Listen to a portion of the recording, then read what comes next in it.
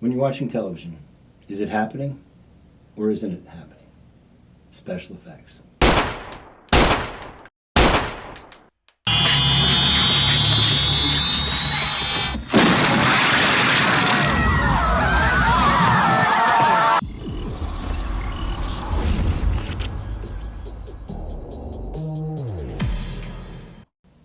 My name is Jim Bach. I'm your host for Dirty Little Secrets. Tonight's episode is all about special effects. Is it happening or isn't it happening? We've got Ray Croce here tonight, who has worked in all sorts of films and television shows and produced some tremendous special effects. He's done fireworks events and all sorts of other things, and I'm glad to have you here. I wanted to sort of get a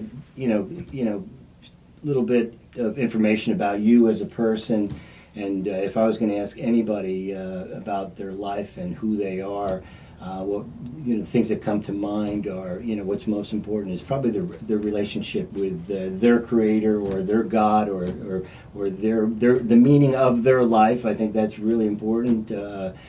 Family would come probably second after that for most people, and then career or hobbies or things that help them feel alive. For some people, it might be gardening. It might be playing guitar. It could be a million different things, but I know that Ray's got a tremendous repertoire of interests and experiences that I think will enrich our show tonight. Without further ado, Ray, this God thing, what do you think?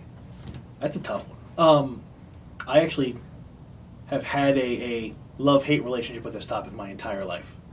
I was raised with a mother who was going to be a nun before she met my dad. My father converted to Buddhism when I was older. The movie Dogma said it best. I have faith. An idea is a good thing. I believe in a God, maybe even many gods, but I don't belong to any particular religion because religion is always corrupt and man-made. Mm-hmm. So I have faith in it, but I have no faith in any organized religion. Got it. So there is a God, but nobody is right as to what it is, as far as I'm concerned. If you look at it's weird because if you look at the Torah, the Quran, the Bible, they all pretty much tell people the same thing. Yet these three groups have fought for centuries over who is right and who is wrong. And if they're right, say Catholics, if you don't believe in the Catholic God, you're going to hell. Mm-hmm. There's a whole lot of people that lived before Catholics were on this earth. Hell's pretty packed right now then. Right. So that's the God type, I believe in it. But I believe in spirituality and faith and being a good person more than I believe in going to church or synagogue or a mosque. Mm-hmm. So yeah, for me it's more my actions mm-hmm. versus my thoughts. Right. Because I can think anything, I could think, about running a red light, and I don't run the red light. Right. I can think about killing somebody and not kill them, and I'm not one that would believe that you should be punished, for right. your thoughts. That seems ridiculous. And anyhow, so you're married? I am. And why don't you tell us a little bit about that? Where you met your wife? What's going on? How's everything? Does she work? That woman should be a saint for putting up with me for as long as she has. Let's just start there. We met in 2002 at our freshman orientation for college. So we've been together 22 years. When we met, I was in school to be a high school history teacher. That didn't work out. No, not at all. Normal 9-to-5 type of job. And clearly, as I'm sitting here doing this episode, it's anything but what my life became after that. She is currently working on another master's degree. She's the smart one. I'm the lucky one. She's the smart one. She is a biologist, does cancer research, works for the University of Pennsylvania, is finishing up another master's and probably going back for a doctorate after that. She runs clinical trials actually trying to cure cancer. So while we sit here and have fun and I get to live in my imaginary world that we're going to dive into, she's actually trying to change the world, which is a good thing. Cool. And she puts up with me, which is a fantastic thing. So was it love at first sight, or was it on again, off again? Was it? No. Once it was on, it was on. like we met at orientation. That was brief. We never got to exchange numbers. And the running joke was when I came back from that orientation, I was talking to my friends, and I referred to her as Jane Doe because I couldn't remember her name for the life of me. And I went to, at the time, Cabrini College, which is now defunct. They actually just closed last year. For anyone in the Philadelphia area, that's the same college that Jason Kelsey's wife went to. She was a couple years behind me in school. So yeah, I was sitting there one night. It was our freshman year, and we had gotten back. Semester had just started. Here I am. Unlike now, I was a svelte 200 pounds of solid muscle. So I did what any guy would do. I sat in front of the all-girls dorm, and I was flirting all night long. And the dorm had a ledge that was about 3 feet above the ground. In front of the ledge were bushes. It was a real nice little setup. This girl walks up to me as I'm talking, and she goes, "Do you remember me?" And I looked up with the cockiest attitude I could. No. And she then proceeded to kick me into the bush. That when I was won over. That was my wife. We were friends first. We had the same friend group, and that was August, September. Right around the end of September, beginning of October of our freshman year, we started dating, and we had a really good run. I proposed going into our junior year, and then the really good run came into, we actually stayed engaged for like 9 years. Life took us in different directions. We never broke up, but there was no rush to get married at that point. Mm-hmm. She was looking at school. I had gone off on my first national tour. I came back. This was 2004, 2005, somewhere in there. We finally moved in together in 2009, and we got married in 2011. So wait a second. You literally ran away and joined the circus? Yeah. Okay. Okay. Yeah, man, that was my first. Okay, let's talk about the circus. We'll get into your. Okay, Yeah. You've got some kids. Tell us about your kids real quick, and then we're going to get into the circus, because I find that the most interesting aspect of your story. My oldest, Damien, is super smart. I just saw his test scores back, and I basically told him anything less than an A is no longer an option with where he placed in the state. He's actually wrestling this year, but he's a drummer for the school now. He comes to the gym with me. Kid started lifting, 11 years old, 5'5". He's deadlifting 155 pounds for reps. Yeah. He's getting to be a big one.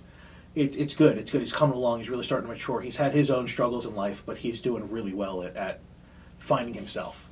And then Corson, as you also know, both of the kids. Damien is the one that will think things through. Corson's was the one that will run head first through the wall and look at the wall like it's the wall's fault for being there. He just got his cast off of his arm. Oh boy, what happened? Sent the kids to overnight camp, sleepaway camp for 2 weeks in the summer.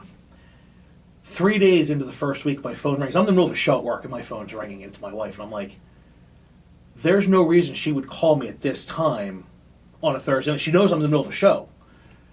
So I answer it. She tells me that Corson is going to the hospital. It's okay, why? Apparently him and his friends decided to play flip the hammock at camp. The friends won. He flipped out first. Mm-hmm. Fell on his arm, broke both bones in his arm, clean. So he was casted for the rest of the summer. He's in a brace now until the end of tomorrow. Tomorrow's the last day. He gets to take the brace off. He's finally out of it. But this kid sat in the emergency room until 8 o'clock Friday morning, got casted, and then looked at us and goes, when do I get to go back to camp? He went back to camp that night. That night. No, didn't complain about the pain, just wanted to go back to camp. So we sent him back to camp. I gave him a little waterproof to go. And his biggest gripe was, back in school, they wouldn't let him play in gym class because he's under restrictions because of his arm. This guy just want to run around and he won't let me up. So he's the one. He's just a bundle of energy. Mm-hmm. But they're good kids. Very cool. So I know Ray. We coached soccer together. Our boys were in soccer. And how was that whole experience? That was fun. That was fun.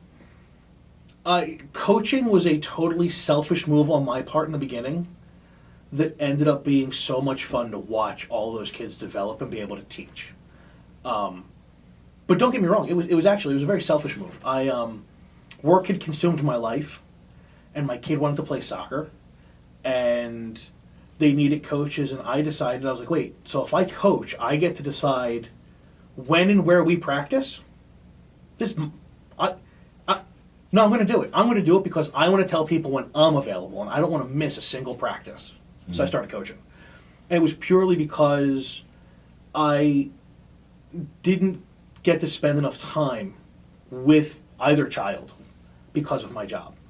This forced me, essentially, to schedule work around their activities, which let me see them more. And because there was a story when Damien, probably 4 or 5, he's at my in-laws and they were watching TV and a commercial came on for one of the shows I worked on. And he pointed at the TV and goes, "There's Daddy. Daddy's in the TV." Which sounds really cute until you listen to what he's actually saying. He's saying I'm never home. He only sees me and only associates me with the television because that's where I work. So while people thought that was cute, that was absolutely heartbreaking. It was heartbreaking because it meant I was falling into every trap that generations of stagehands fell into before me, and I didn't want to fall into that trap. We have a name in our business. We call them showbiz widows and showbiz orphans because daddy's always at work. Got it. And I refused at that point to make that my children. So that's why I coached soccer, was that one experience of what he said there made me make that decision that I was going to find something to basically force myself to make time, but also make sure that his events were on a time that worked for me. And it was, in the beginning, their soccer practices were on days that I knew that I had early morning calls. I would go and I would work the Today Show for NBC, which my call started usually between midnight and 3 o'clock in the morning, and it would get done at 11 a.m. So I was able to get back from New York, take a nap for a couple hours, grab him and go coach soccer. Go home, take a nap, and then go back to work. And that's why our practice were on the days they work, because I didn't have to work a night job those days. Got it. Okay. So the circus. Tell me everything about the circus. I'm very interested in every aspect of this. The circus was the best learning experience I would not wish on my worst enemy. So I was in college, like I said, to be a high school history teacher. I grew up in theater, mind you, from a young age, in community theater, regional theater in the South Jersey, Philadelphia area. So I knew I had a passion for it, but my parents wanted me to go to school for a fallback plan because they both have real people jobs, and theater was their hobby. I decided that I didn't want a real person job. So 3.5 years in the best party of my life that was known as college, I decided to apply to national tours. And Feld was the company that called me. They are the company that now owns Ringling Brothers Barnum and Bailey Circus. And they said, "You want to come work for the circus?" And I said, "Yes, I do." To which I then informed my wife, who I was dating at that point for 3.5 years, with 1 semester left of college, that I was dropping out and leaving. And I was going to go on tour.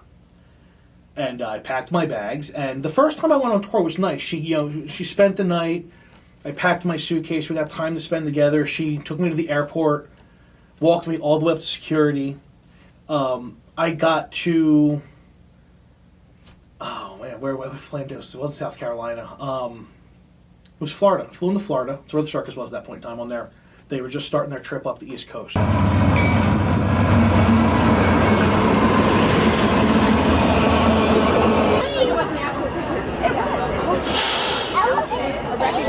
That's a little one. That's a baby. That one looks like a baby. That smells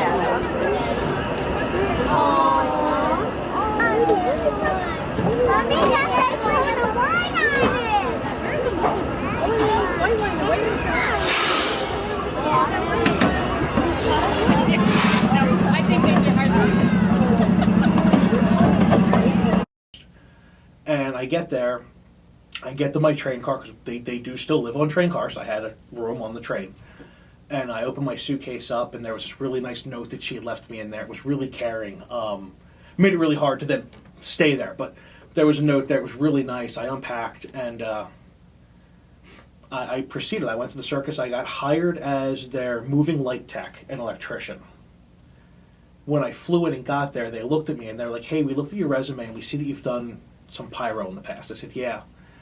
And they said, "Well, our last pyrotechnician just got injured with one of the explosives in the show. They don't want to do that job anymore. They want to be an electrician. Are you interested in doing the pyro for the circus?" And I said, "Yeah." and I did. And actually, that was the clean version of what went through my head. There was a little bit more profanity before the "yeah," and I'm very excited. And I was like, absolutely, I'll do that. So I ended up as their pyrotechnician for the circus. And it was that was, like I said, it was 2005. Ringling Brothers, 2005, 2006, Ringling Brothers Barnum and Bailey Circus. The name of the show was Bellabration, with Bella the Clown as the star.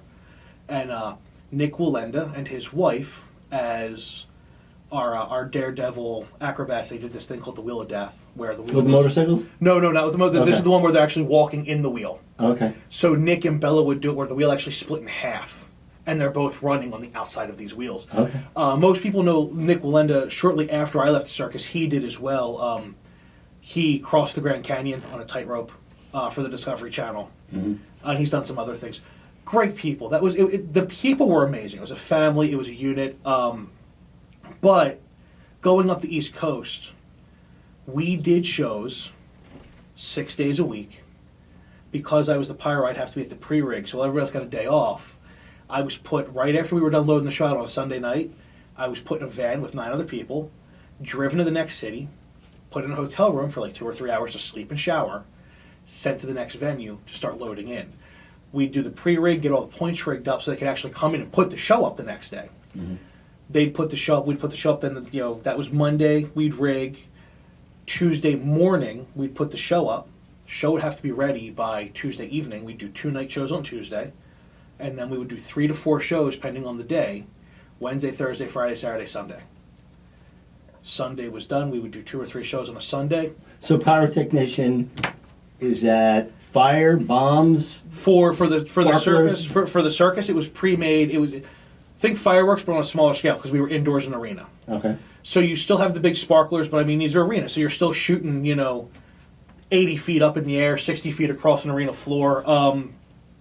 Do pyrotechnicians handle smoke too? Yes. Or is it, okay. So, well, it depends. It depends on where you're at. I do special effects with a focus on pyrotechnics. So I do handle, like when I was at NBC, we do handle smoke, haze, fire. Do you light guys on fire or? Yes. Oh. Yeah, I've done full body burns. Oh, nice. I tell most people if it's messy, gross, or dangerous, it's a special effect. That's kind of how it works. Okay. And it goes even broader than that. If you're watching a movie, when you're watching a movie and there's the elevator and it's going up or down on floors and you see the little thing going up the numbers, that's a special effect. Anything that moves practically on camera like that falls under special effects a lot of times. Got it. Dumbwaiters, non-electrical. If it's a light that's counting the numbers up, but if it's the old school elevators where the thing's moving like that, that falls. Doors opening and closing, automatic doors, falls to special effects. When I was 4, I'll tell you why I'm so interested in circuses. When I was 4, I went to the circus, and with my mom, I think I'm not sure if my brother went, I'm not sure who else went. It wasn't a special effect, but I wish it was. This guy got eaten by a lion. Yeah. It was unbelievable. I don't, we have a little cat. I don't even want to pet the cat. We had one cat that would attack your leg, and I'm not terribly traumatized it's going to really, but cats I'm a little nervous around. I don't know what this guy was doing, but this lion just bit his shoulder. And just started shaking him, pulling him apart. It was just unbelievable, disgusting. Anyhow, pyrotechnics. So how do you learn this stuff? This is not something that I guess you can experiment. A teenager can experiment in their garage.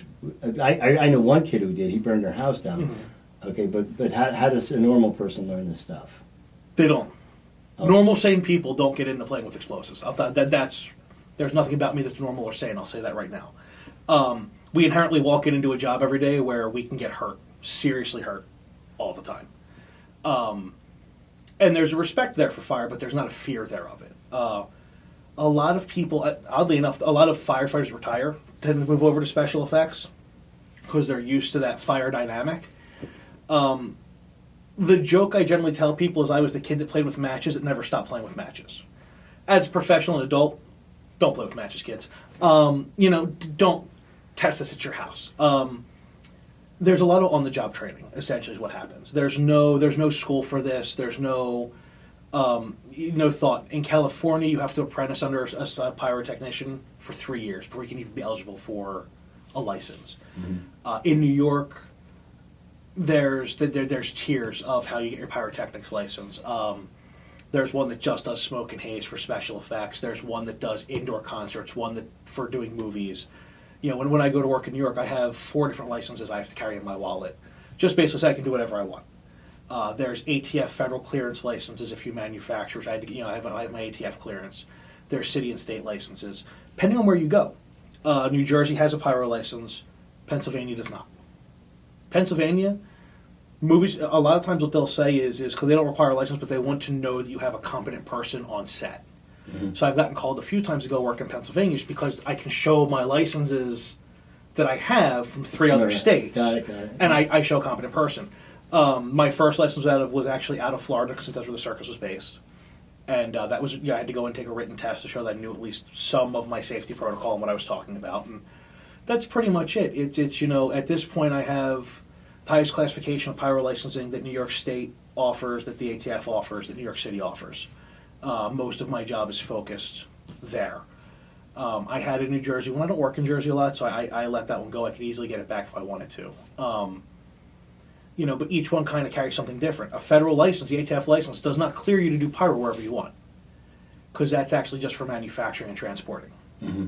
It's not for shooting. So it depends on where you go and what you do. When I was a kid, we took apart some M80s, mm-hmm. and we made some things that you probably would get on some kind of list for nowadays. Right. You know what I mean? If you didn't pack it, it would seem mm-hmm. that it would just fizz and sparkle. Right. If you did pack it, it would go boom. If you mm-hmm. packed it hard, big boom. If you packed it hard with right. like some ball bearings, and the neighbor's mailbox was gone. Right. That sort of thing. And we're talking 50 years ago. Right. Well beyond the statute of limitations. Okay. So tell me, I don't know what you guys do and how you do right. it, but the coolest thing I've ever seen is really like the Berkeley Heights fireworks, mm-hmm. because it's just like a tremendous display. Right. But I think of potential accidents. I think mm-hmm. of crazy things. And we do too. That goes through. So when we do stuff like that, whether it be fireworks, my favorite things to do, really, I guess. They don't seem that spectacular to me necessarily, but they're still fun because there's a lot of planning that gets involved. Burning down a house, legally burning down a house, setting someone on fire, doing those body burns, working with the stunt people that are doing the body burns, squib hits, bullet hits off of stunt people, car fires, car explosions. Those are all fun, but those do take a lot of planning because what happens is we get that in, and then I basically sit with the fire department and the city officials and go, this is what I'm doing. This is my controlled burn area. This is what's around us. I did one. We had to do a car explosion, and we're in the lot. It's a film lot up in New York. We're in the lot getting ready to do this car burn, and we have a rain rig because it was raining when they did the initial shot. So we got this rain rig raining down on us. We're setting the car up, and we've got these things called propane poppers, which is basically a steel canister that's full of like 3 pounds of propane, and you push a button. And it releases all 3 pounds at once to give it that big explosion look. Right. Hollywood explosions don't look like real explosions, just so everybody knows. Real explosions don't have big orange fireballs. You actually, 9 times out of 10, wouldn't even know it exploded if you weren't anywhere near it. Mm-hmm. Hollywood explosions, we add gasoline and propane to give it a bit of a bigger burn time to make it a little bit more spectacular for movies. So we're doing all this. But while we're blowing this car, right next door is a gas and oil refinery. I've got a diesel. Now mind you, diesel gas, it's lower burning, higher lower, but it's 200 feet away from where I'm blowing this car up. Got to keep that in mind. So Well, it doesn't seem like a good idea. No, it is if it's done safely. The last job I was doing Netflix. I was doing a job for Netflix, and this was over the summer. And we're doing this scene where we had to blow out the tire of a car and do bullet hits through the window of the car. So we're in the middle of setting the scene up, and one of the grips come over, and they're like, "Yo, we need your fire extinguisher." So why? House across the street's on fire. Wasn't us. But again, you tend to lack certain mental faculties that make you think about dangerous situations. No, I used to work for a fire department. I used to be, when I was in college, I was a volunteer. I was the irons. I was forced entry, search and retrieval, and as I took a job with the FDNY briefly as well. on their explosives unit. So I really, didn't think twice about it. They said, house, I grabbed an extinguisher and I ran in this house to clear a house. Middle of my shoot. The director and the executive producer are like, where are the special effects guys? And they're like, they're busy. No, what do you mean they're busy? We're doing a shoot. Like, that house is on fire and they're inside getting people out. Oh, we'll wait. So sometimes it's not what you plan for, it's what you don't plan for that just kind of makes the day interesting. But to go back to your original questions, I got sidetracked and all that fun story time. Body burns and house fires are by far my favorite. Anytime I get to work with real live fire in any capacity is always fun for me. Mm-hmm. So I saw a movie, I think over the summer, this guy got shot with a flare gun. Mm-hmm. Now, is that a big deal? Is that I don't know the force that it comes Right. out. I imagine it would be a little difficult to put out if it didn't bounce off. Right. Is that something you've done in your, escapades or of similar events? But something like that, you're getting shit with you, especially in the way you get shot. Chances are that flare gun's going to bounce off you, Right. and they're really designed. It might burn you, but they're not.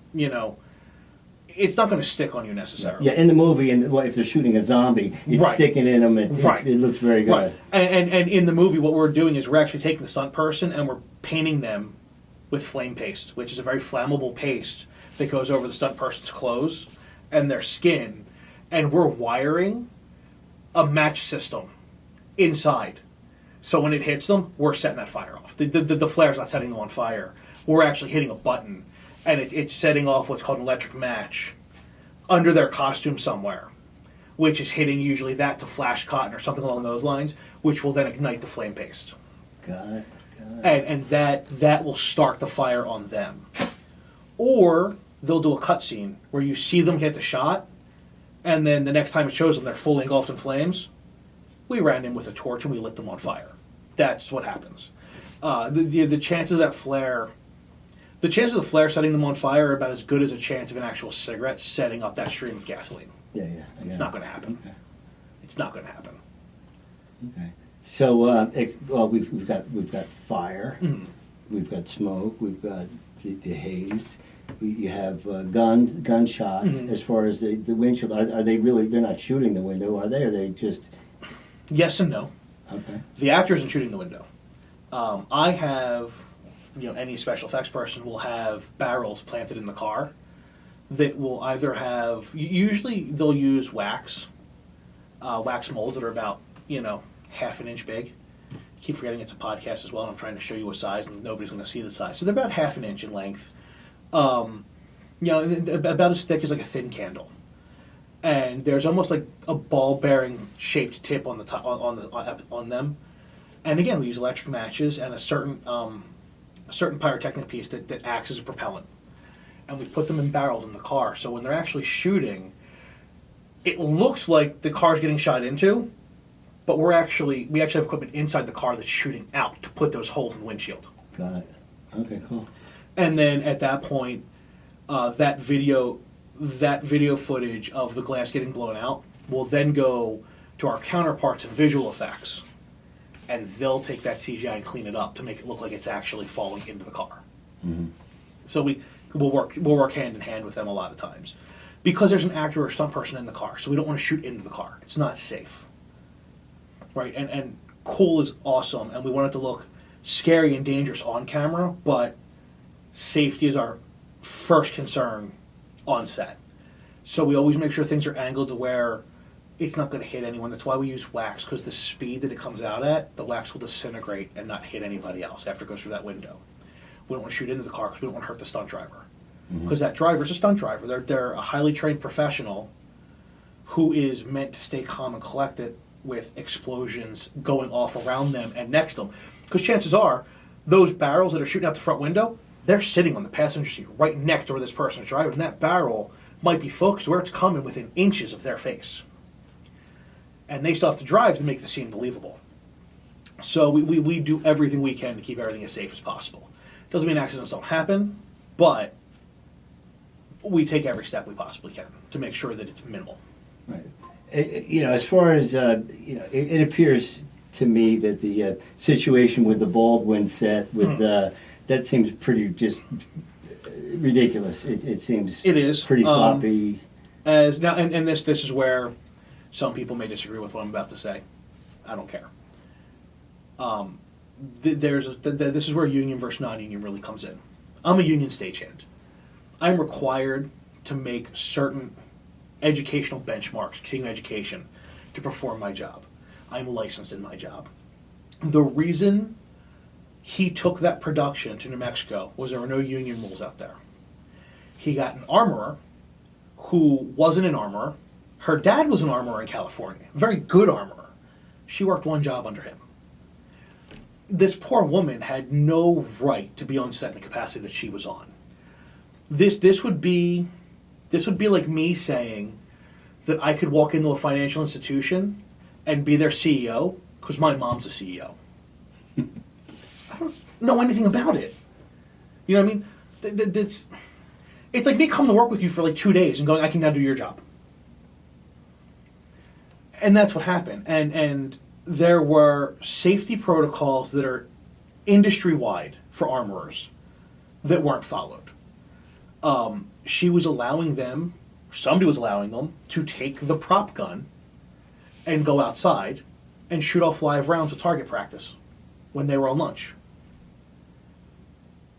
That's a no-no. It's stupid. Right. What's the difference between a prop gun, a live firing prop gun, and a real gun? Nothing. Nothing. It's the rounds you put in it. Mm-hmm. A gun that shoots blanks shoots real bullets. It's a fully functioning gun. It has to be to fire the blank. So instead of using the quarter rounds that they should have had in there, live ammunition got left in that gun.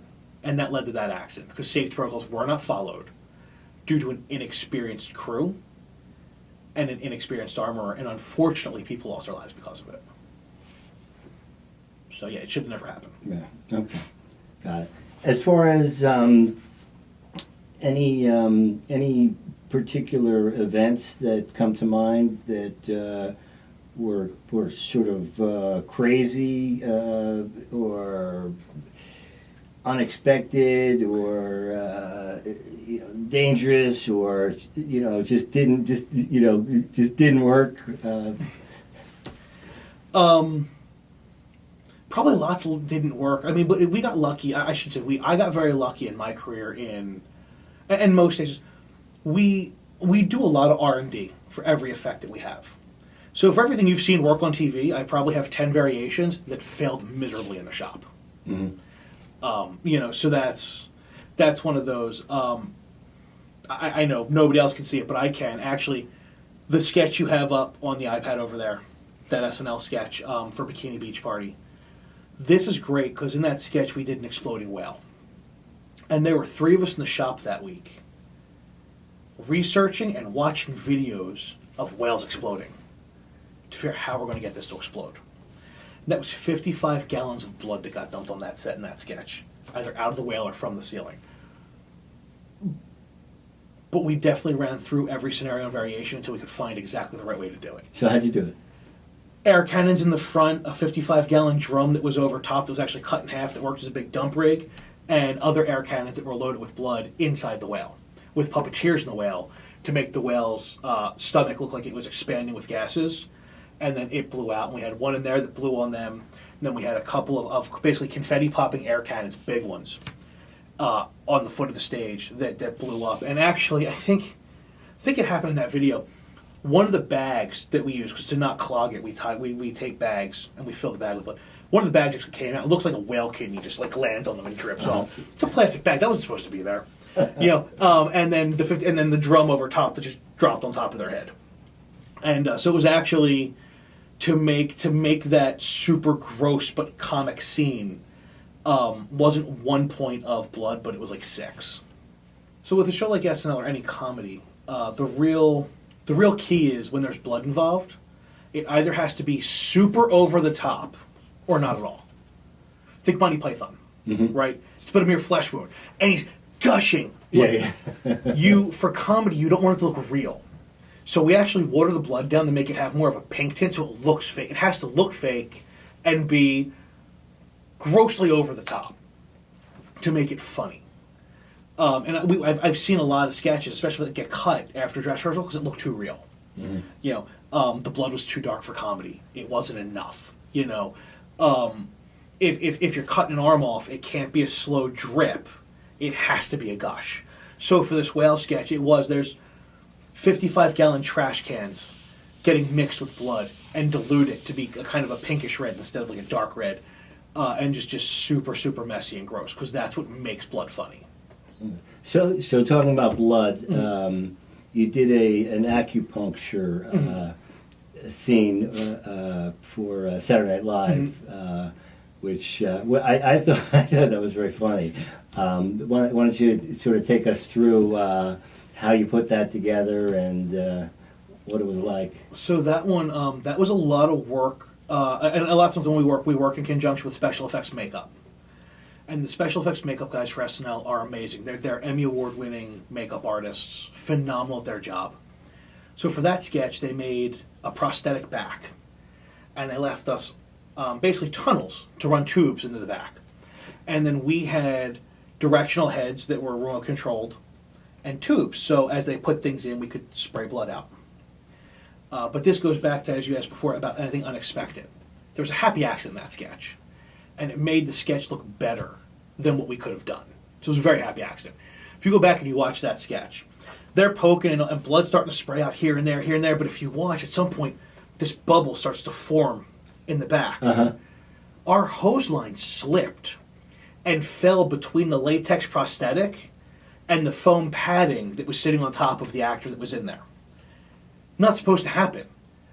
We're watching and we're like, oh no, we're like, oh shit, what's going on? Like we just ruined this sketch because the bloodline dropped.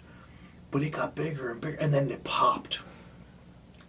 And again, it goes back to that it has to be over the top and gross. It popped and filled in just the right way that it made that sketch so incredibly funny.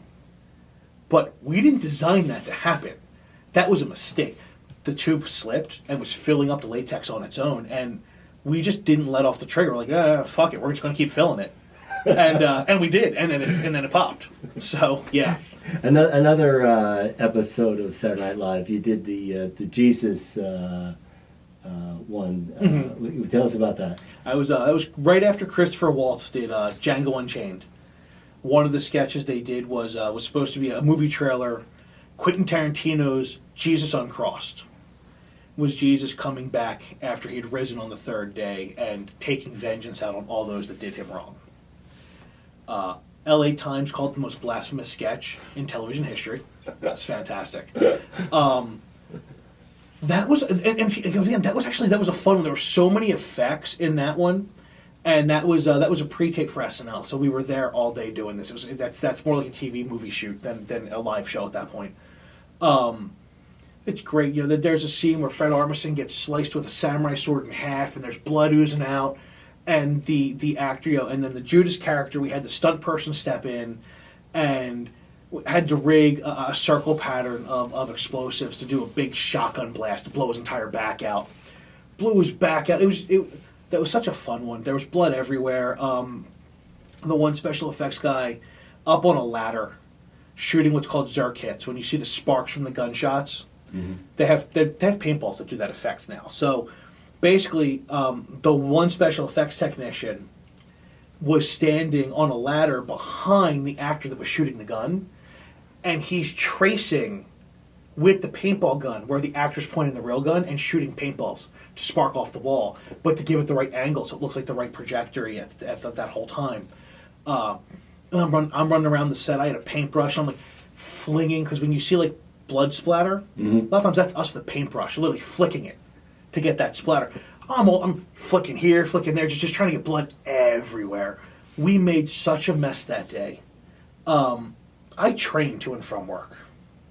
This was one of many days. I went home and people were looking at me really funny because I'm on like the 2 a.m. train home at this point. I was living up in North Jersey. I'm on the PATH train.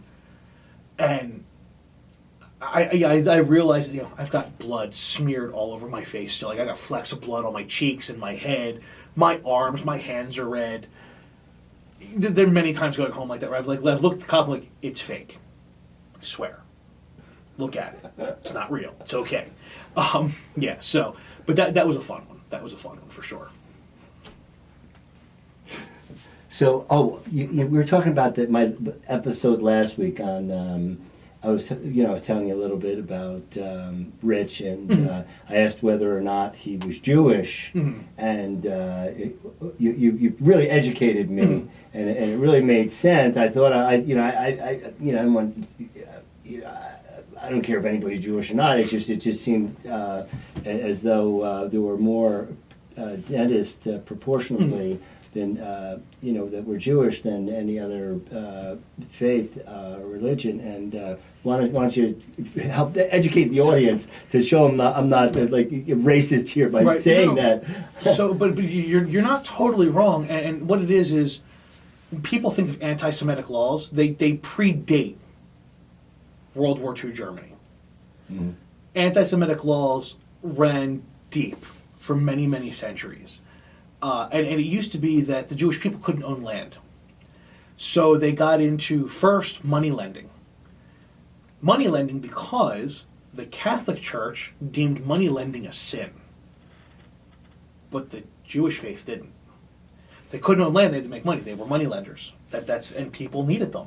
Mm-hmm. Actually, the Rothschilds family, which is one of the wealthiest families in the world, that's how they made their money. Their family money's from money lending. But then what essentially happens is you need these nomadic professions. So then you move into doctors, dentists, people that are doing work. You don't necessarily need a building to do this. And then as far as Austrian Germans, it was shortly after World War II where they started opening up the trades to be eligible to the Jewish people.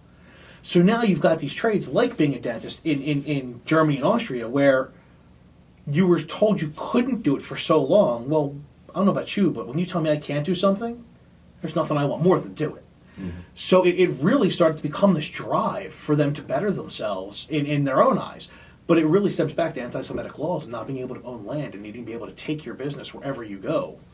And, pulling teeth was an easy job that, you could do. And then, just like barbers and, bloodletting and all that. So, yeah, it kind of fell right into them. Right, plus gold fillings, that was a big thing, and highly transportable wealth. Yeah. And jewelers, diamonds, all that. Okay, again, all that, stuff they can carry with them and kind of go from place to place and peddle their wares. So, just talking special effects, the movies and television, Halloween's coming. Mm-hmm. So what does that typically mean around your household with special effects? It means that I was put on a very strict Halloween budget one year. I was told that every year I can go shopping for Halloween, but I cannot exceed a certain amount of money that year. So Halloween has grown over time at my house at one point. When we first moved into our house, we're right down the street from a school. This is great.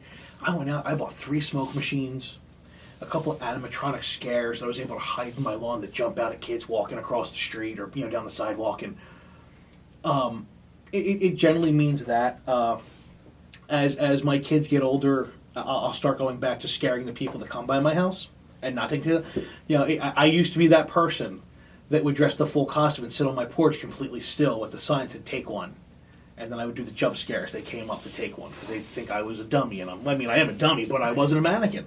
And I would move at them. And I'll start to go back to that. And I really got that love from my dad. My dad still does it at his house. He'll come out in full costume with contact lenses in. And he'll just talk to people normal. But, he's this ogre this year. Or, this demon with red eyes. And, it was always like, I'm going to get a scare out of you first and then talk to you. And I kind of followed that same thing. Halloween's by far my favorite holiday.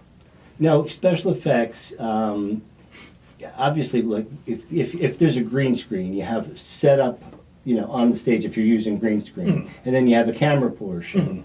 Are you responsible for the set? No. So for me, special effects is anything practical. What does that mean?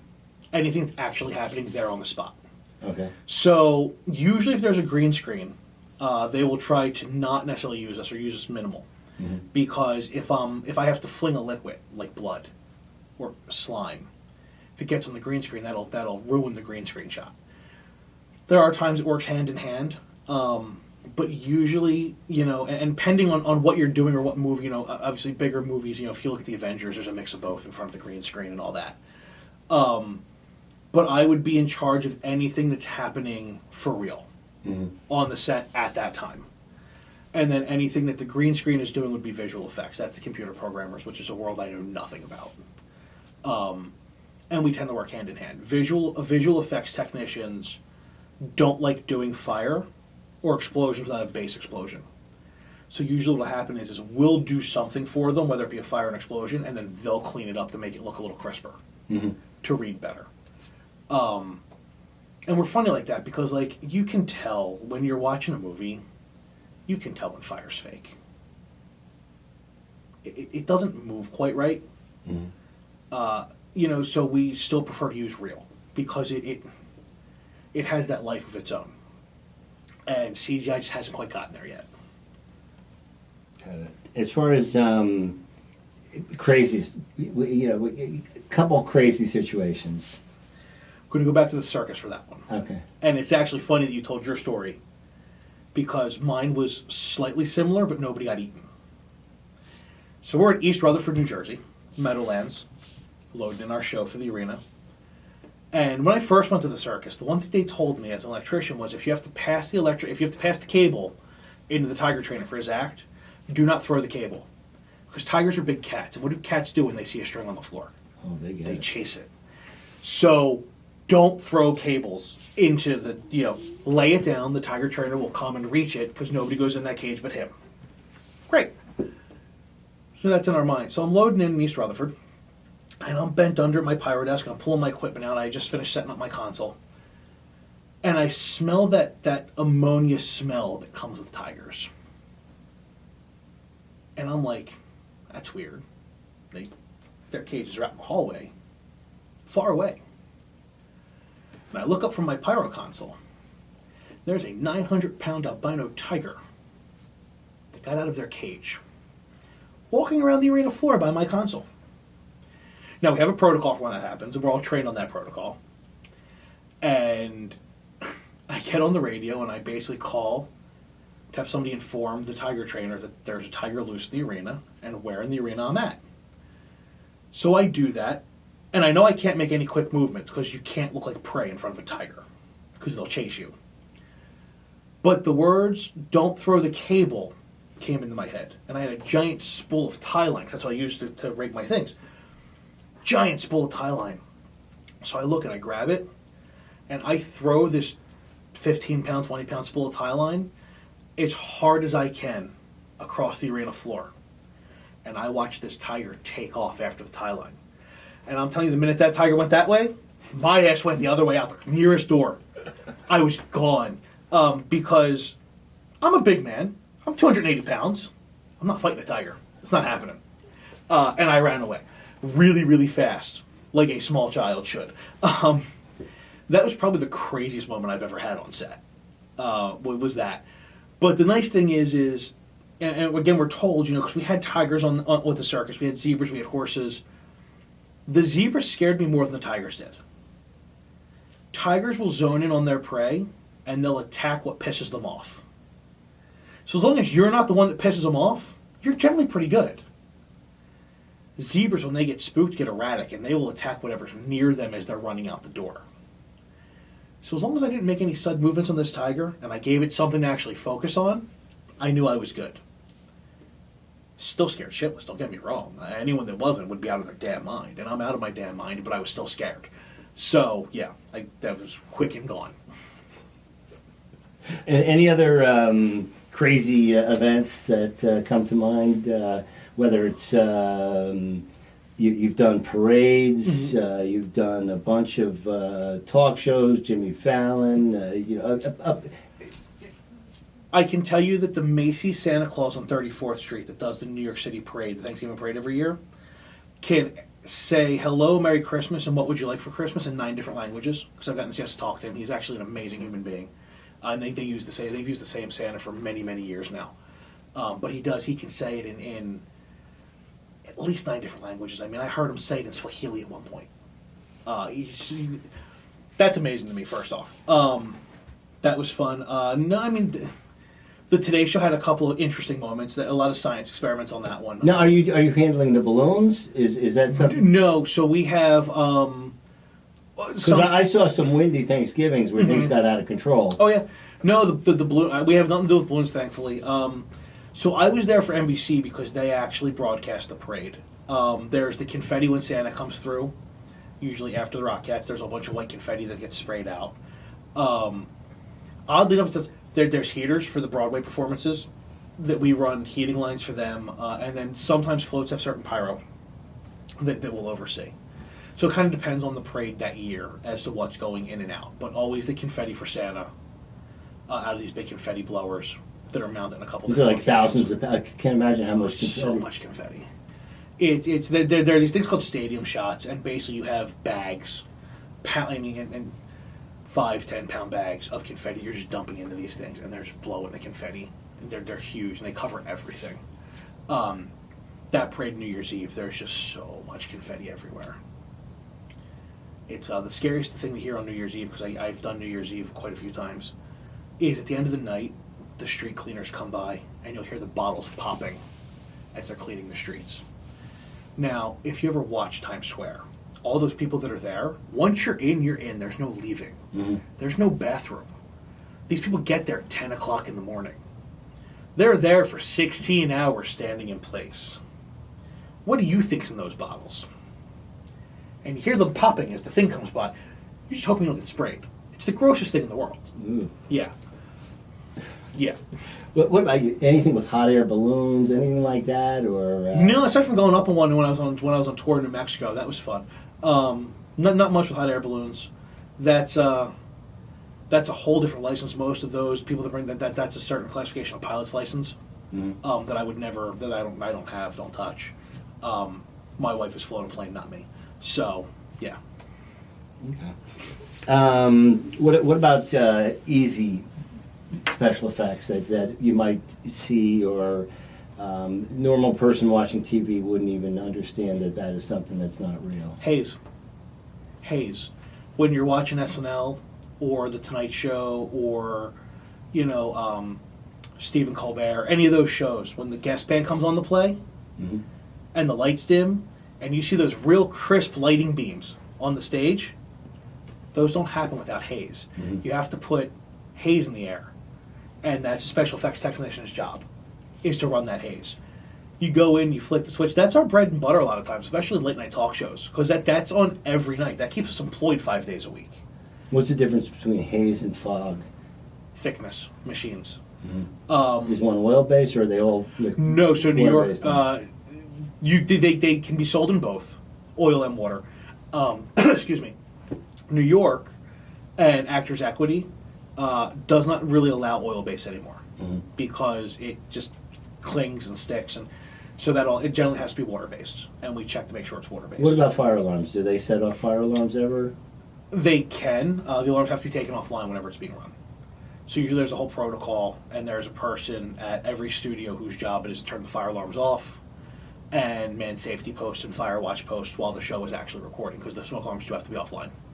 Okay, so if I set up a little fogger in here, a little hazer, you'd probably set an alarm off. These things up here, those won't because they're heat activated. So you're pointing your sprinkler system that's the old school style that has the liquid bubble on top of it, mm-hmm. and it has to get hot enough to pop that bubble, which would then activate, and that's probably a deluge system.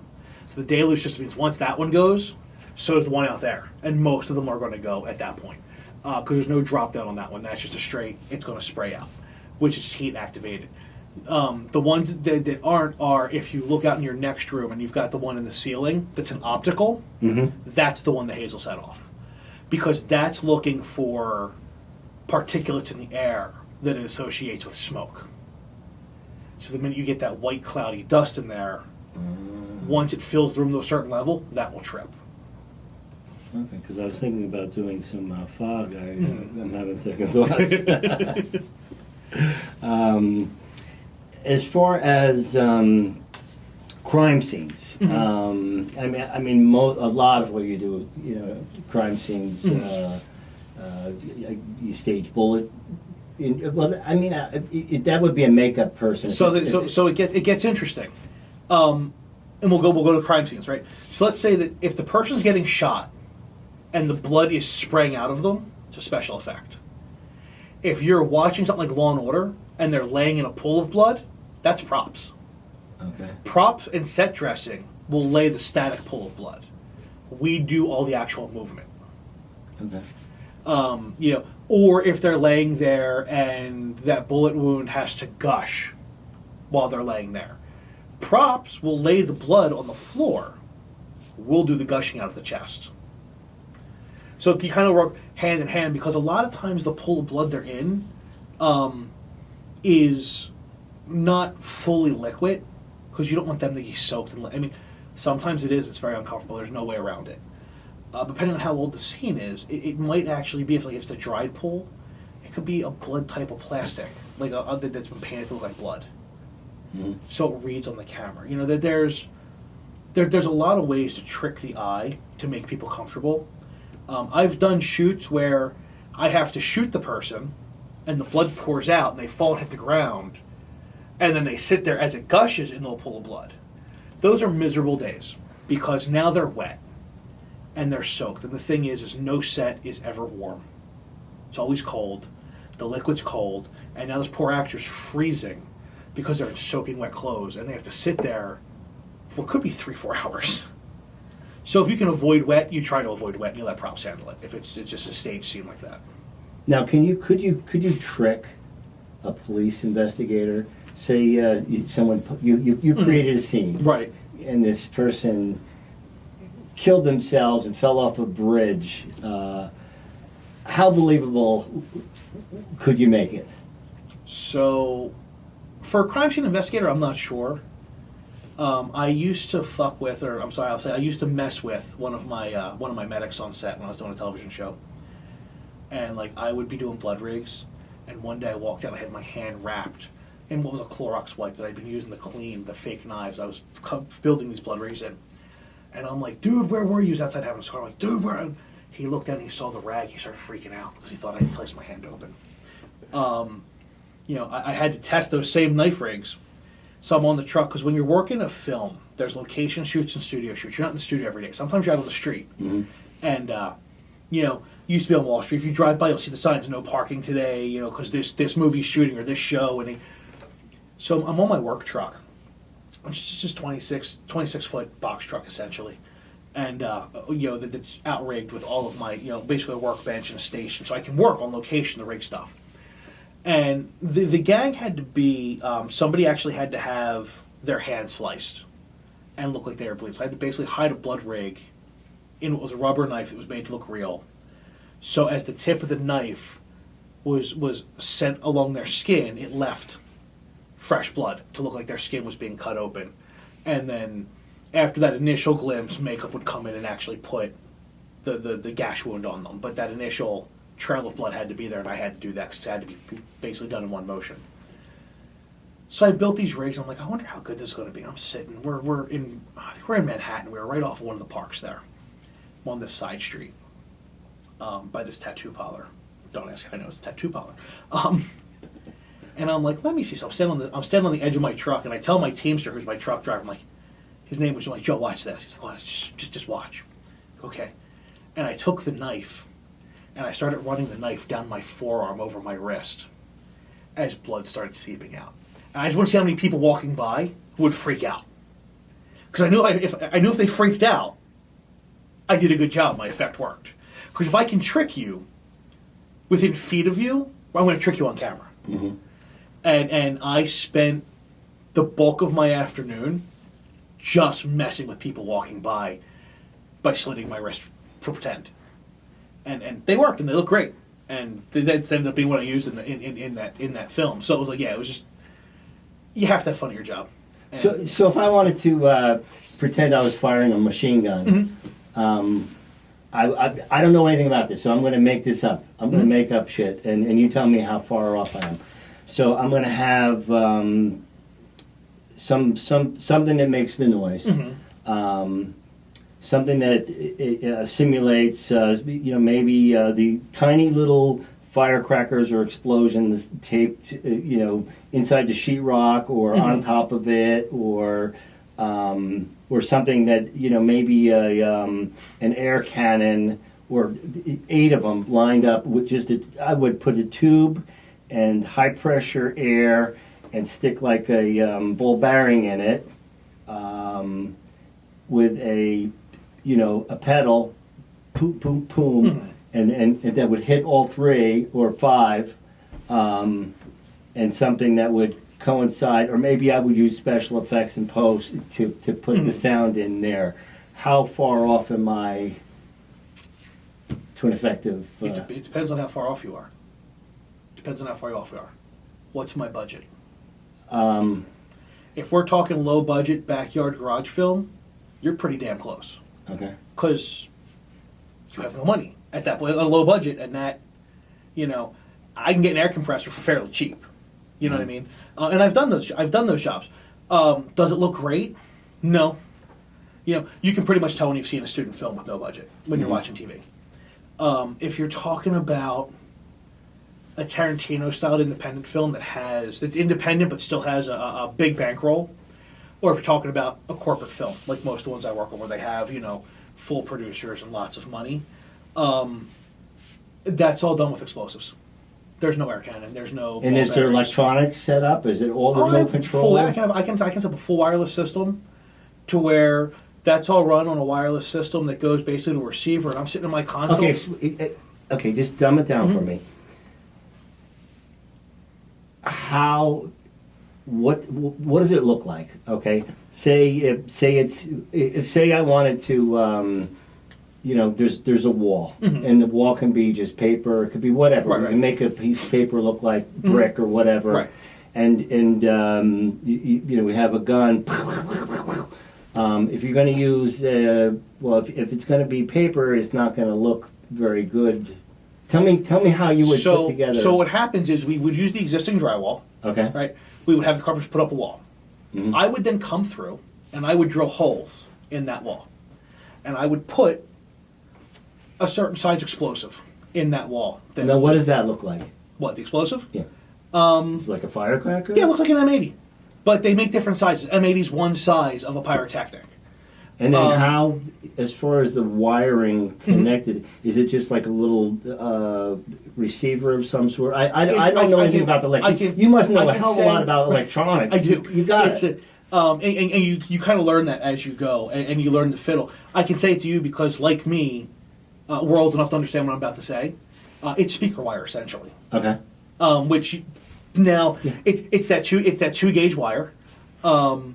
And they're made in different, gauges and thicknesses, or so you get what you need. So basically, we get zip wire, which is think speaker wire, but thinner. So I have zip wire. So you put the charges in. I would drill the holes in the wall, and I would drill them pretty much clean through the other side of the wall, just so I could drop all the cables behind the wall. And I would run the zip wire, and that ties in to the explosive cabling, right? So I make those connections. Oh, so you're not going to have a bunch of receivers. You're going to have one receiver. I'm going to have a couple. I'll probably have a couple receivers, but I can set them up. Yeah, so it's like a lighting board or anything else. Pyro boards are the same. I can set a sequence, and I can tell my receiver, I can have multiple cables coming out of certain receivers or batteries. You generally have a couple. So you'll go. I might have, depending on how many shots you want. I might have a bay of receivers that these things wire into. Mm-hmm. And that's because I'm old school. I don't like to wire more than 2 to a receiver, because if that receiver fails, I would rather only lose 2 shots than 10. So I'd rather use 5 receivers at that point, and go that way. So you basically, I would drill the holes, I'd run my cables, I'd set all of my charges in the hole, and the charges I would use are directional charge. They don't blow out; they blow in one direction. I know which way they're going. I would set those up. And then I would tell the scenic artists on set, I need those holes covered. Okay. We would get paper tape, painter's tape. We'd essentially cover the hole. And then I would score the tape slightly. I would just put little pokes in it just to break away some of the integrity of it. Mm-hmm. And then the scenic artists, first of all, I have to say, scenic artists are amazing. They're super talented artists and painters. They will then come through and they will make each one of those pieces of tape look just like the wall. And you'll never know. Because remember, too, we're on camera. You're not getting within 6 inches of that wall to look at it. You know? So and they have a way when they paint that they can trick your eye that you'll never even see the tape. So then the scene continues, and now I'm sitting there basically on, you know, a Fire One or a Holotron, which means nothing. They're different brands of firing consoles, and I can just click buttons, and I know exactly which one's going off. They're wired in series. You know, if it's a sporadic spray, I know that, you know, 1 is in the top right, 2's in the middle left, 3's in the top left, 4's, you know. Okay. For argument's sake, some kid's at home. He's 13 years old in his underpants. Okay. Watching this and thinking about his TikTok channel, and we don't want that kid to go to jail. Right. Okay. So I would imagine if the explosive is above a certain weight or power, that they could get into some trouble. Yep. Okay, and depending on the state. Okay, but on I don't know on a. Well, no. Anytime, because of those explosives, the ones you use for stuff like that is ATF regulated. Why is that? Because it's electronic. No, anytime an electric match meets black powder and forms a squib, which is the technical term for what we're using there. Is that called a detonator? No. The detonators is the actual box I'm switching off of. The detonator is detonating the match, which is setting off the black powder that's in the squib. Every time I buy the squibs I need, because you're not getting those at the mom and pop fireworks stand, the ones that I use. Anytime I use them, when I call an order, I have to give my city license number if I'm working in the city, my state if I'm working outside the city, and my ATF manufacturing and shipping license. So believe me, there's a file on me that the ATF, Department of Homeland Security, have. Okay, so for that, kids, don't use fireworks. It's tracked. Because I mean, like, even dynamite, right? So do you know that they stamp dynamite with an identification number on both sides? Didn't know that. Yeah. So it's great. Back when the IRA was still doing their thing in Ireland, they actually found a stick of dynamite, and they were able to take that serial number, and they traced it back to the construction company in New York that was using that dynamite. Because every explosive is tracked with a serial number. And even if you try to cut the dynamite in half, so let's say I just give you half, it's stamped on both sides. But can't you make gunpowder? I mean, it's pretty easy. Yeah. It's also not nearly as dependable. Okay. Professionals are professionals for a reason. Got it. You know what I mean? There's a lot of people walking around with one hand. Yeah. And, you know, I mean, that's the same thing as, you know, we could make moonshine. A lot of people burn their houses down making moonshine. You know. Okay, so what would, you know, some kid starting out, we don't want, kids, don't play with gasoline. You don't burn your parents' house down. Don't blow up anything. You're going to, you know, it's going to be bad news. But say they have a TikTok channel and they want to create some special effects and some electronics where they make dominoes fall down or they make, a ladder fall over or something like that where it's electronically, you know, triggered. Is that stuff readily available on Amazon or eBay? No, you have to be a little creative. But I mean, I could go to Home Depot and build a rig for that rather quickly, you know, and so could they. It's actually, I mean, like, I'm going to go back to your ladder falling down, for example, because the domino is super easy. Let's do the ladder for a second, because the ladder's a little bigger, a little more weight. You're essentially wanting to make almost like an airbag at that point. And now it's an air effect. There's no explosive here. It's a force of air, because all you have to do is tip the one side over to get it to fall, right? So you would go to Home Depot, you'd probably get a compressor, pancake compressor, and then you'd want to get a reservoir. If you're really handy, you might figure out how to build a popper for the air. And you're basically doing a pneumatic system at that point. And those are completely legal. They're totally legal. They're totally safe. Nobody's going to get hurt. Unless you're shooting something. And that would depend on the state. Right. But even then, you know, like bullet hits. I did a lot of shows where, you know, the actors were not comfortable, especially on indie films or student films, They didn't want squibs. They didn't want explosives on them. I've done them with airlines. Are they as good, and do I prefer them? No, but I'm also a pyrotechnician. I like playing with fire. I'm not right in the head. But air works. You can use air. It takes a little bit of tinkering and figuring out, but it's totally doable. And safe. And fun. I mean, if you like tinkering and figuring things out, it's super fun. Special effects are super fun. And there's more to special effects than just fire and explosives. There's so many other gags that we do and handle that, and because the thing is, going back, CGI is taking over a lot of fire and explosives. We're doing less and less of that. We're doing more and more, here's an earthquake scene. Here's the rubble that's falling from the ceiling. Here's the smoke that's coming out of these pockets. But you don't want to make it look like a sourcey smoke machine. You're making it look natural. It's a steam vent.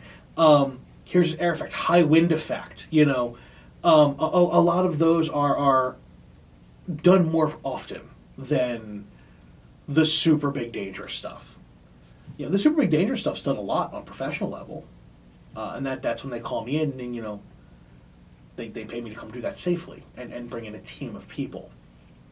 But I started off doing indie films and zombie films with air gags and blood rigs, and that that's you go back and watch the old Friday the 13th and Nightmare. That's where I got my inspiration from. That's where K&B FX, which is a great effects company.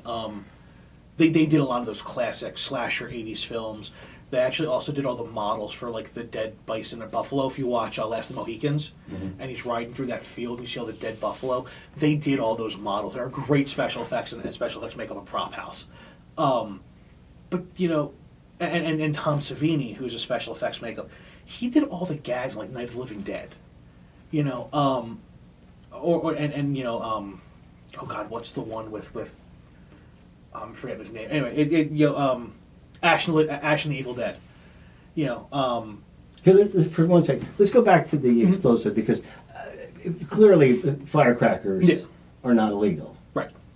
When does it become an issue that you have to have a permit? When you can start controlling the direction and you get into a certain size of damage. Firecrackers like the M80s, they're all dangerous. Don't get me wrong. Anything that explodes is dangerous. Right. So in my opinion, it makes, and excuse language, it makes no fucking sense on why that's legal and that's not.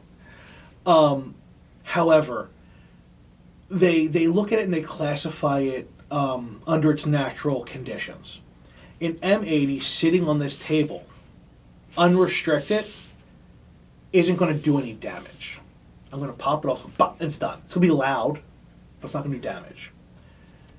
The stuff I use, some of it could rip a hole through this table. I mean, I use that cord to make shape charges to blow out tires. I could.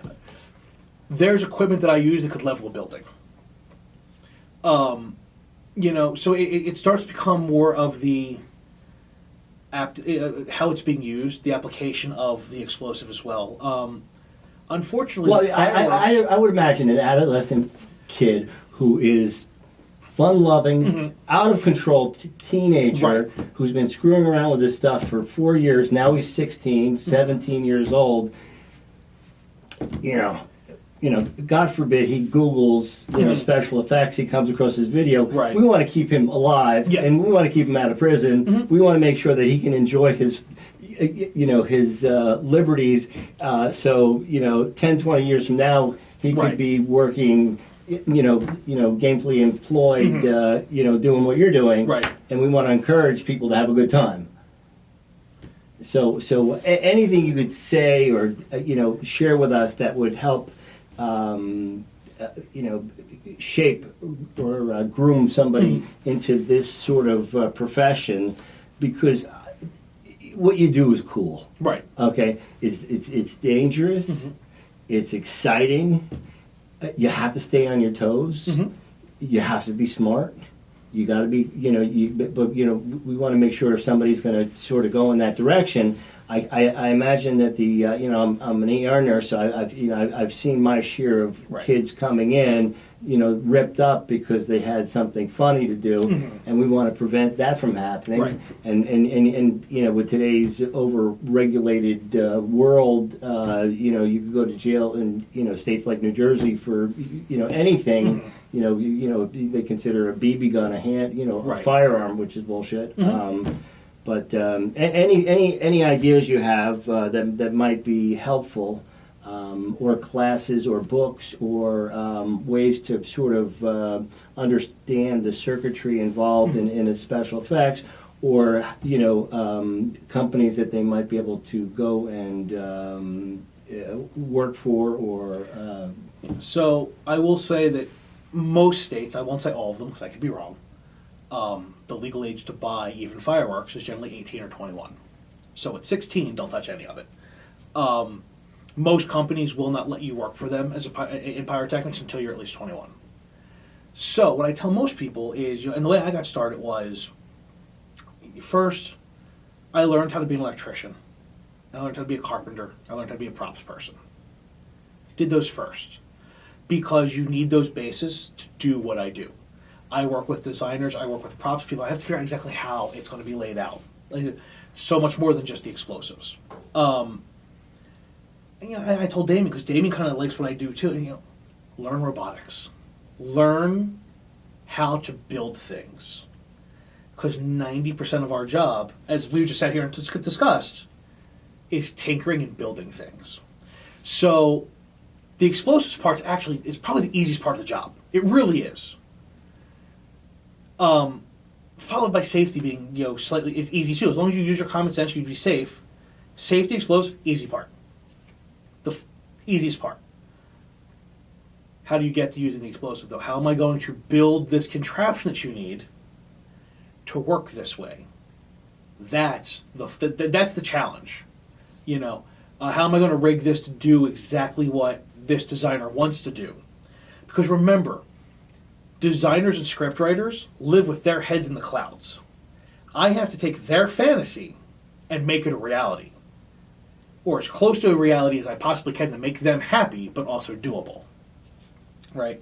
So, you look and they want a fire-breathing dragon to come out of the wall and breathe fire safely across the top of this audience. How am I going to do that? I have to know robotics, because this dragon has to move. I have to know plumbing, because I got to plumb gas lines through the dragon to breathe the fire. I need to understand heat and heat patterns, fire characteristics, and safety zones on where to put my propane bottles, because I'm probably going to use propane for this effect. It's got to travel like it's a giant flamethrower at this point. and there's no residual. Right. So I have to figure all this out. The fire's the easy part. The fire is, okay, I'm going to push this button, it's going to light the igniter, and I'm going to set the gas through, it's going to blow gas. But I still got to know how to get it from point A to point B. And depending on their budget, am I building this whole contraption by myself? Or do I have a robotics engineer coming in to build this dragon? Now I have to be able to talk to the robotics person to figure out what they're doing inside this dragon so I can run my plumbing through. The plumbing's on me. They don't bring in a plumber. I have to know how to run my gas lines. And generally something like that, I'm also running safety lines. So I got to plumb two things. I got to plumb a gas line, I got to plumb a CO2 line. Because what I'm going to do with something like that is, if the fire's breathing on one, there's going to be a pipe right next to it. So if it gets out of control, I can hit another button and it immediately CO2s that whole contraption and just shuts it down. So those are the harder parts. The engineering, the designing, and the plumbing. So anyone that really wants to do special effects, they need to know that to have a basis to then be able to do the fun stuff. Okay. It's not really, within the scope of what we're talking about, but the coolest stuff, that, for me, completely fascinating, is when they take down a building, right, and it just caves in on itself. Right. And, I guess it's, controlled explosions and different, support beams, Right. whatever. That's some cool stuff, and I guess that you need engineers, you need And that would fall to a blasters union, especially in New York, which is a certain different license. I got to oversee a couple of them. The current chief of the explosives unit actually was a blaster. Most of those guys are blasters. And one of the last jobs he did was actually demolition of the Tappan Zee Bridge up in New York, which was shape charges on the bottom of the bridge to blow it.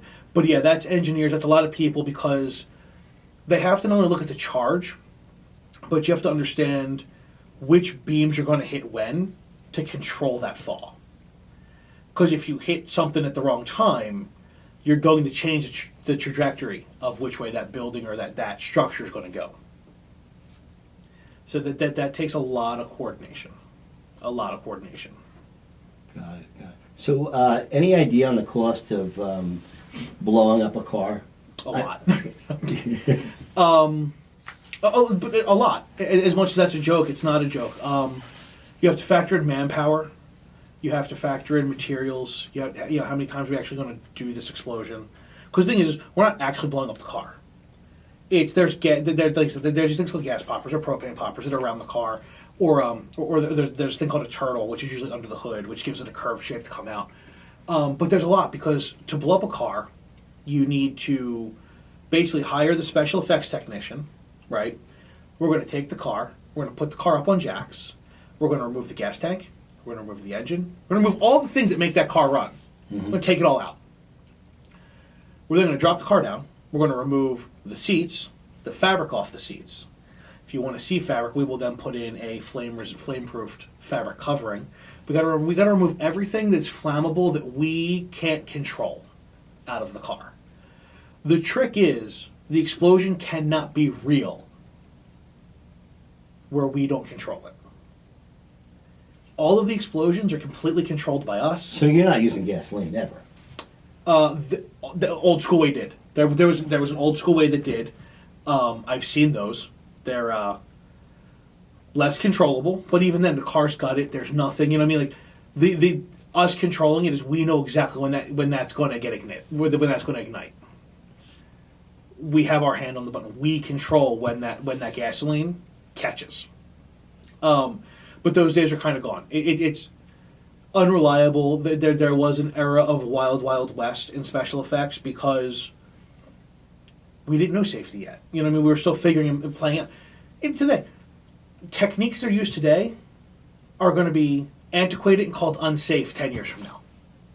You know, ways that I learned to do things when I first started are so inherently wrong now. But we didn't know that 20 years ago. You know what I mean?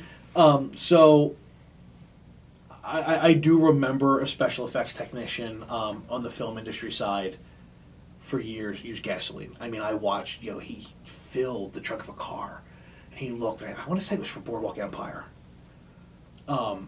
He looked and he went, well, one of two things is going to happen. They're going to really love this, or this is going to be so big they hate it, we can't do it again because we're about to destroy this car. And he basically put a plastic liner in the trunk of the car to contain liquids and proceeded to fill the trunk with gasoline. Now, it's funny though because what part of gasoline is flammable? Vapor. The vapor. So there's a whole lot of liquid in this trunk, and I'm like, but why you don't need that much. You only need a little bit, and then you need to seal it inside. So, but it's things like that you kind of start to learn. You learn as we progress. Now we use a lot more. We use a lot more propane. We use a lot more actual gas, natural gas, propane poppers. Because what it is, we can control it. We can store, a certain quantity, and then we push a trigger. It releases it all at once and we can control what direction it's going to go in. Generally speaking, wind is always a factor. We try our best to know exactly which way it's going to go. Even with that said, we always have a safety radius set up in all directions, whatever the explosion's doing. Essential personnel only on set if it's that big or that we deem it that dangerous. We're all trained in fire suppression. Every special effects pyrotechnician is trained in fire suppression because when we do car explosions, we usually have multiple things on set. We have water trucks with fire hose lines hooked to the water truck for pressurized hose line. We have fire extinguishers on site, depending on what kind of fire it is. We'll have an extinguisher adequate for it. Generally, with a car fire, it'll be CO2 extinguishers. We're also required, because of the size of that explosion, we have an engine company on site. So we have a paid fire battalion on site, just in case. Just in case my crew can't get that fire down, now the professional firefighters are right behind us, and they're ready to go. All we have to do is tell them that it's time to go. So, a lot of safety. But there's also a lot of money involved, because you have to pay those firefighters. Those are off-duty guys on overtime. You got to pay for that engine to be there the entire time you're filming. So it's an 18-hour day. It's almost $500 just to have the truck there per hour. Those guys are there. If we're doing a car fire, it's usually me, plus I'll have a crew of 8, 9, 10 people, because we, in between takes, have to reset propane, have to reset all the gas, have to repaint the car with a flammable gel to make the car go up in the way we want it to. So there's a lot of reset, and you're paying for time. Time is money, You're looking at $50,000-$100,000 before edits. Easily, and that's just manpower. That's not even materials. Well, the reason I was asking about the fire, because as a little kid, I remember I was 10 years old, and a gallon of gasoline was 30 cents, which leads to problems and troubles. I remember I told my friend, I said, I'm going to climb up the tree, I'm going to pour the gallon down the side of the tree, because I thought it would be cool, and then when I get down, we'll light it, and it'll go up. He didn't wait till I got down, so we didn't play much together after that. It was the same. I had a friend, and they had a gas can in their yard, and I was probably not far off, maybe 11, 12 years old, and we thought it would be cool to make patterns with gasoline in the grass in his backyard and set it on fire. And one of the flames got a little high, and we went to put it out. I remember stepping on it, like my shoe and my pant leg ended up catching on fire. I was wearing jeans. There was another time, I think I was, maybe 8th grade, which is scary, because not far off from our older boys. And I discovered in my house there was a home product that was flammable. I'm not going to say which one for safety. But I learned that if I put it in the palm of my hand, I could light it on fire, and it looked like I was holding a fireball. So I remember going outside, I had friends coming over, and poured it in my hand. They're coming down the street, and I'm not factoring in wind or gravity for that matter, and I went to light my hand on fire, and it had dripped down my arm to my elbow. My entire arm went up in flames. And I looked, and now I'm waving my arm like a damn chicken, right? I run. I'm on my sidewalk. I run into my house. Jumped into my bathtub to put water on my hand. But I ran through my house with my hand on fire. Nobody was home because, I was a latchkey kid. There was nobody home at this point in time. I'm, 13 years old maybe.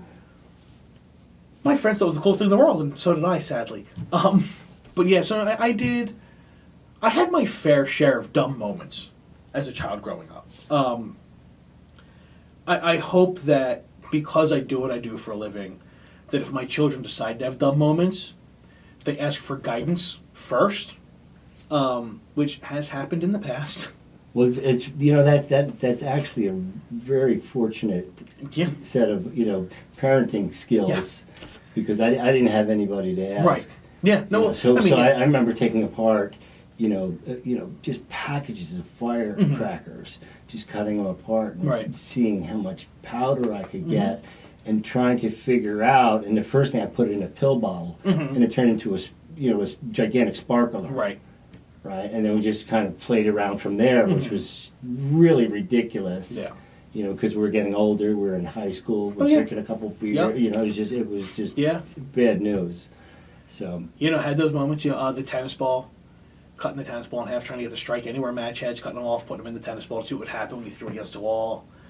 We totally did that. But I remember one year I'd worked Thanksgiving Day Parade, and I get home from work, and now. Let me rewind for a second. I did a job for Break.com many years ago, where, if you remember the commercials, it was like the bikini-clad women blowing things up. Just one hits a detonator, and it blows up a turkey, right? So, come home after Thanksgiving parade, and I walk in, and my wife looks at me, and she goes, "Hold on. Damien, come here." We had just moved to Cherry Hill not long at that point, so, Damien was probably 4 or 5 years old. At maybe 6. So I'm like, yeah, what's up? She goes, ask your father what you asked me. Now, you and I both know that when you hear that phrase, nothing good could possibly come next. When it's your child, or they say you know they messed up somewhere in their day. So I'm waiting to see what happens. And he looks at me and goes, oh, well, Mommy was putting the turkey in the oven, so I asked her when we get to blow it up. And I looked and said, buddy, give me a second. My wife's eyes went, oh, shit. Because she knew what she just did. I told him, I said, not today, maybe tomorrow. She goes, okay. So wait, maybe today, let me go check something. Look in my freezer, and I had, not a turkey, but like a full chicken. And we proceeded to blow up a chicken on Thanksgiving because he wanted to. So yeah, it has its moments. So there's I have a list of shows that you've done, or just partial list. Obviously, you've done many shows for all these places, but tell me a little bit, if anything, you remember. On the internet, it says one of your claims to fame is the NBC New Year's Eve 2018. Why was the media so excited about that? So again, in my opinion, most never. So New Year's Eve, each network, we're in Times Square, and we, for New Year's Eve itself, we're right there at One Time Center where they shoot the fireworks off, the ball drops and all that, and Grucci and Garden State fireworks companies actually do the side of the building. So ours is fairly simple, I'm safety watch on the ground, but we've got, confetti coming in, and usually with NBC there's a centerpiece on the table for the night that is a fire centerpiece. And we're there for like 3 days, setting up the stage, doing all this stuff. I wouldn't say it was super notable at that point. I do remember one year I made the decision to hire my wife to come work with me for the night because I was like, you know what, kids can go to my in-laws. We can actually spend the New Year's Eve together because I hadn't been home. I think I've done a New Year's Eve at home in my entire adult life. When I was either on tour or working the ball drop. I think COVID was the first New Year's Eve I was actually home. So let me bring her with me, right? I bring her with me. She's on my payroll. She's a stagehand for the event. The New Year's Eve. It was that misty kind of rain that like doesn't wet you, but like soaks you to the bone as the day progresses. We're in Times Square, and she's light sensitive. This was the most miserable New Year's Eve she'd ever had, ever. Paycheck was great, but she said she would never do it again. But I tried to spend time with her. I did New Year's Eve many years for them.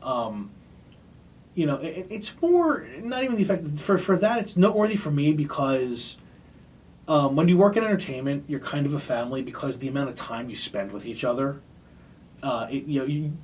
I see most of my coworkers more than I see my own family.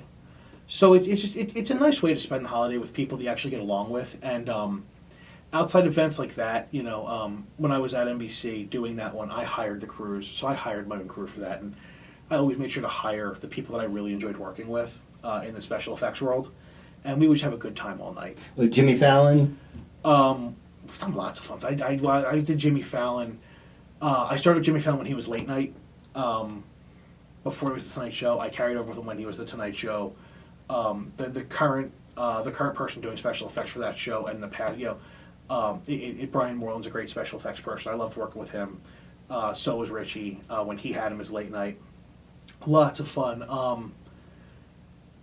We did one, not even special effects, but there was one gag we did on his show.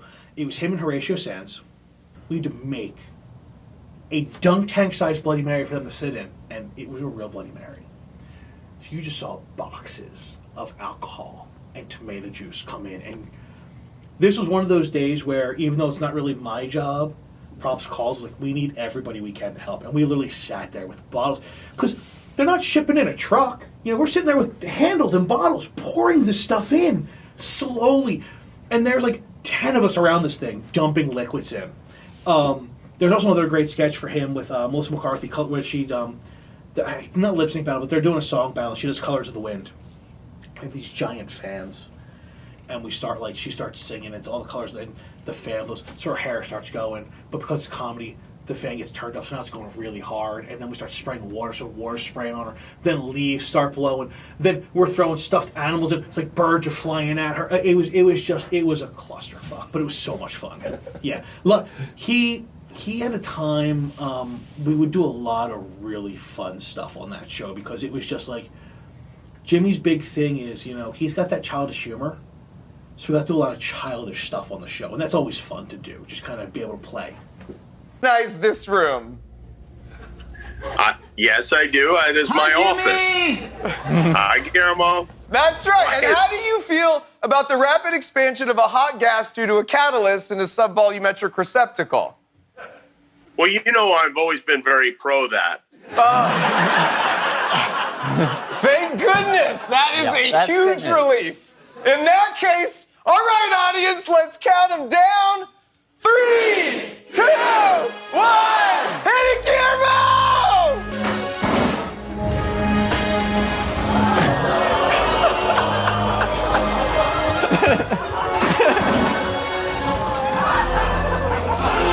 Oh, my.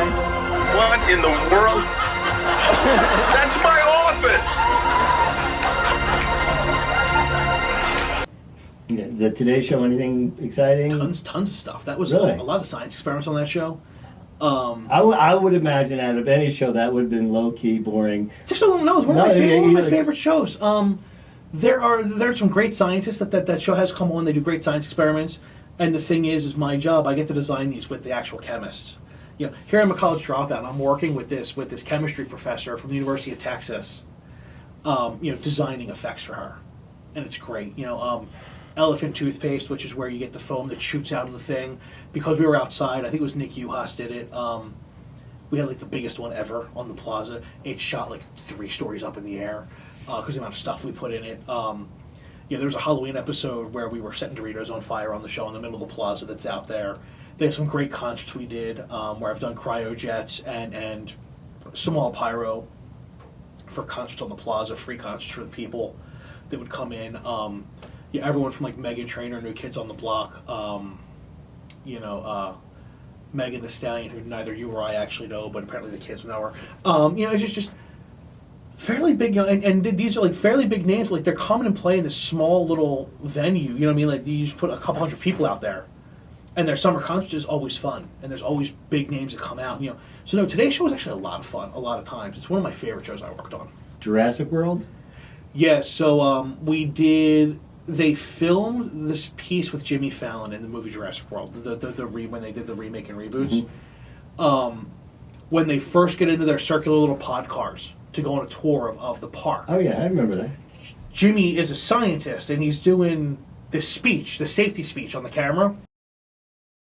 Hey there, I'm Jimmy Fallon. Welcome aboard the Gyrosphere, an amazing machine made possible by science. Your safety is our main concern, which is why you're behind our invisible barrier system, which protects you from things like Dilophosaurus venom. One drop of this can paralyze you, so watch out. Is this real? It is? They filmed all that B-roll in Studio 8H where SNL is, which is at 30 Rock where I work. So they used us on the Jimmy set. So as things are supposed to go wrong as he's giving the speech, I remember I'm laying under this desk and I've got like this bucket of slime. There's supposed to be like this pop and slime's supposed to splatter. And I'm there and I fling my paintbrush of slime at him and it goes right up his nose. Just smacked him square in the face with it up his nose. But so we actually did, they did the B-roll for Jurassic World in NBC Studios, and I got to work on a little bit of that film, which was fun. Was he like, hey Ray, what the fuck? A little bit, but it was one of the, it hit so perfect, like I couldn't recreate that splatter if I wanted to, so it worked, but we definitely, we all had a good laugh at it. That was a fun one. What about Dr. Oz? Dr. Oz was my first Emmy. Really? Yes. I didn't know you had any. I have 3. Really? Yes. I have 2 for SNL, 1 for Dr. Oz. Dr. Oz was my first, was a daytime Emmy. It is actually, that Emmy is sitting in the frame that was supposed to be for my college diploma that I never got. So, Dr. Oz, he won a daytime Emmy for Best Outstanding Daytime Television. And usually when an Emmy is won like that, everybody is, because we all build the show, and I was a special effects person. That was the first time I did a body burn. We actually did the same way. It was just a stuntman's arm on fire, but that was the first part of a body burn I did was Dr. Oz. When he first came into the building, because he was a syndicated show, so like it wasn't an NBC show, but he rented a studio on NBC. It was actually Conan's old studios where Dr. Oz went. And Jimmy Fallon was across the hall in the other studio. He first came to the building, we thought, well, we're not going to have much work with Dr. Oz. It's a daytime talk show. Like, what are we going to have? He kept us so busy. Every show was, we want to use this type of sparkler or the professional named Gerb for this to show how, calories burn in the body, or we need a mist spray of water to show the bacterial that flies out of the toilet when you flush the toilet. And just a whole bunch of stuff. We had stuff to do almost every day on that show. It was phenomenal. Was that him or was it guys he worked? It was him and his designer and the way they wrote the show. They he's a smart guy. Oh, he's a brilliant person. And I will say it was the first time that I remember I was still living in an apartment with my wife at the time, and this was the first time that I'm sitting there talking because to me, my life, this is my normal world. I see nothing spectacular about my life at all. I really don't. It's my job, and this is the first time I'm saying this to my wife. And my wife looks and goes, "No, your life is not normal." And I said, "Yeah, it is." Now I used to be a smoker, and I tried every which way to quit, right? And at the time I was working on Dr. Oz, I tried Wellbutrin for the first time. And so we're going, I said, no, my life is, I go to work, I have my coworkers, I go home. Like, my life is just as normal as anybody else. And my wife looks at me and goes, whose name is on the medicine bottles in your cabinet in the bathroom? Dr. Oz had prescribed me the medicine. She looks and goes, you think anyone else in this building, in this apartment complex, has Dr. Oz's name as their prescribing doctor on their medicine bottles? At all. Like, at the time, not only was he a talk show host, he was also the chair for, I think it was Columbia University, for their medical center. He was the leading heart surgeon for the hospital. So, like, this is before he, tried to venture into politics and basically pissed everybody off. So she looks, your life is not normal. Look at the friends in your phone. These are people that, you go out and paparazzis at the places you go to. Celebrities are prescribing your medicine. Your life is not normal. It's normal for me, though. These are my coworkers and my friends. Like, it's nothing special to me. But, that was Dr. Oz. So that was, and a side tangent of, how my life is, that she pointed out that my life is not normal. But you don't even give a shit, though. No, I really don't. Okay, yeah, you're not that, I've known you for, how many years, right. and not once have you ever mentioned that you ever met or knew anybody right. of notoriety, mm-hmm. and it's, which is, I find as refreshing mm-hmm. because I know some people, mm-hmm. Guys that I grew up with that are doing quite well, that are millions and millions of dollars in net worth, way more than a typical sort of millionaire. They're doing very well, but it's the status sort of mentality, right? Where pride is the deadly sin. Mm-hmm. Pride is something that's lethal mm-hmm. for everybody, for countries, for right. It seems if you look at any war that's ever started, it's all about pride. Mm-hmm. But it's commendable that you're in the business, and you could give a shit whether it's Harry the plumber or somebody famous, right. which is kind of refreshing and nice that.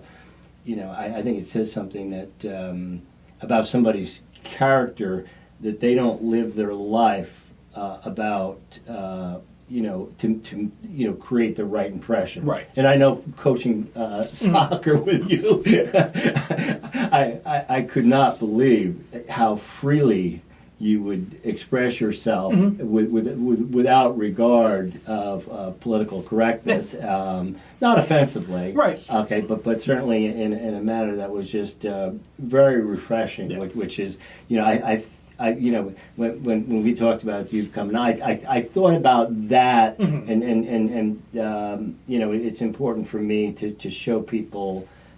With my efforts that what we're doing here with this podcast is to sort of promote spiritual, Right. well balanced, family oriented. People that are just having a good time. And talk about having a good time. Let's talk about, just for a few minutes, jiu-jitsu, because I thought you were batshit fucking crazy when we were, we were coming to soccer practice, and you were banged up. Often. And like I'm banged up now, and I've been doing it just about a year, and you were doing it, and I was like, what the hell could be so good that sort of not you're not old, but I'd say sort of middle 40s, 50-year-old kind of guy that would risk their safety and well-being in a combat sport. Right, and then a couple of years later, my wife gets involved, and she's been doing it 3-4 years. She's been doing it, and my kids, and your son. Does the younger one do it or no? He did. Okay. They both stopped right now, but like Damien's about to go out for the wrestling team for junior high. So, then he's hooked back. Yeah. You can't do wrestling without ending back up in jiu-jitsu. Right. So tell me about your sort of journey in jiu-jitsu, and you haven't had a long journey, but certainly not a long journey in jiu-jitsu, but jiu-jitsu was the fourth discipline I studied. Okay, I didn't know. I have my black belt in Japanese Goju-Ryu. Okay, and I still teach. I was teaching at a place in Collins, and my work schedule has taken off. But my dad is a 4th-degree black belt in Goju-Ryu, and he was one of my first instructors. He taught under the school that we went to. Now we get to be black belts together. My wife's a brown belt in that one.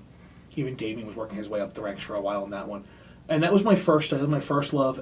And then I went and I studied some boxing, because it was, I'm big. I'm not built to kick people in the head. I have, but I'm not built to kick people in the head. Like, I'm built to throw fists. So I went boxing.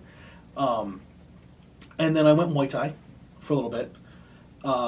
And then it was actually my sister's now ex-husband, was at jiu-jitsu, and we were sitting here just after COVID, like 2000, 2001, and as men usually do, just busting each other's balls over Easter dinner. And I looked, what, fine, I'll come show up at your place and do jiu-jitsu if you come to my place and get in the ring with me and spar.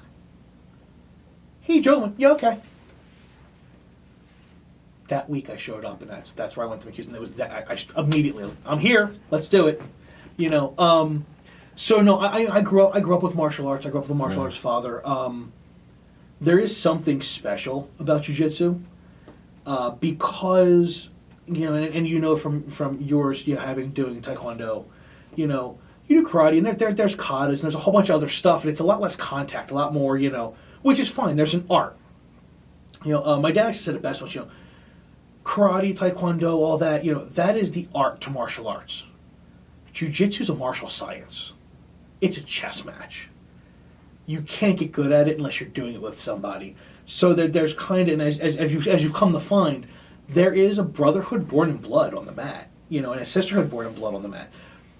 You're beating each other up. You're trying to rip each other's arms off and choke each other, but you're laughing and having a good time. And it's done in again, as safe a way as possible. Accidents always happen, but there's a certain camaraderie that goes with that. And I think that's a big thing. And there's a culture that goes with that camaraderie. And that's what always keeps me kind of going back. For a while, when I was working a lot in New York, and I couldn't come down here, I was going to Renzo Gracie's place up in the Upper West Side by Central Park. Then I transitioned back into entertainment, and it's been a while. And actually, I will be going back probably in 2 weeks. I'll be getting back in again. And that's only because I have a tattoo appointment tomorrow to finish my right hand. And so I was going to go back. It's getting really antsy. I was going to go back this past week, and I'm like, I don't want to go back for 1 week to be out for 2 because of a fresh tattoo that I can't get, sweat and crap on. So it'll probably be end of October, beginning of November. My smiling, happy face will be back on the mats in South Jersey because, it's my shortest of all of my martial arts journeys. It really is just so much fun, and it's really addicting. And most schools, including the one that we're at, look, I'm accused. they make it easy. You know, there's so many classes in a day that, like, you don't really have an excuse not to go. It's the culture of it. And I don't know if McHugh's is just the best of the best, or it's just my first experience. But I'll tell you, the level of intelligence. Mm-hmm. Okay, I didn't realize that I'm in class, right? And there's a dentist, Mm-hmm. there's 2 surgeons and a vet, and I was like, these people have extraordinarily high IQs, Right? And I'm thinking about it. It is literally a chess Mm-hmm. game, and I've never even seen it. I mean, everybody that it's sort of a master in jiu-jitsu is so fucking smart. Yeah. I can't even believe. And I remember I started. I'm thinking, what the hell? And then I'm like, how do they know what to do after this and this and you know what I mean? And it is just like chess. It Mm-hmm. really is a you're using your body as a piece. Yeah. And and it's not, I'm thinking, because I lost a lot of weight. Mm-hmm. Okay, I'm down, probably close to 60 pounds. Right. Since last December. And it's not the jiu-jitsu necessarily, but it's my desire to do that that has caused me to watch what I eat. Right. And I think part of it is the jiu-jitsu, though. It comes with the culture, because, like, nobody, especially for me, like, right now I'm sitting at 280, but I'm a powerlifter. I don't feel like I look 280. I think I look, I don't look small by any means. I've never been small, don't get me wrong. But, like, even there, especially at McHugh's, but at any academy. I mean, I've been to 3 or 4 different academies at this point. They're all the same, They never fat-shamed. They never told me I had to lose weight. But the minute you say you want to cut weight, there's a team of support behind you. Mm-hmm. And a team of encouragement. And not the type where they're going to look and, like, mock you or make fun of you for putting weight on. But they're going to check in with you. They're going to give you nutrition tips. Because, like I said, there's smart people. There's doctors. There's nutritionists. They're going to...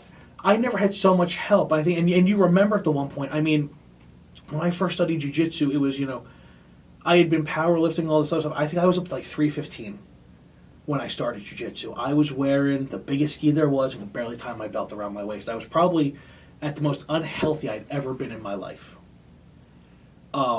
With one other exception that was recent, and we'll get into that because health has actually become a big focus of my life, and we'll talk about that in a second. But I went to McHugh's, and I remember I was actually getting ready I was ready to do 2 tournaments. One was a sub only, and then the other one was Naga. And I remember talking to now Professor Pete. He was Coach Pete when I was having a conversation with him. And I said jokingly, I said, what the nice thing about being my size is? I don't have to cut weight. I don't have to watch what I eat. Like, I'm in the top weight class. It's great. I don't got to worry about anything. He looks and goes, yeah. Until you come up to that person who's 7 feet tall at 400 pounds of solid muscle. And I looked and went, you're right. I'm like 5'8", 5'9" on a good day, 5'10" if I put lifts in my shoes.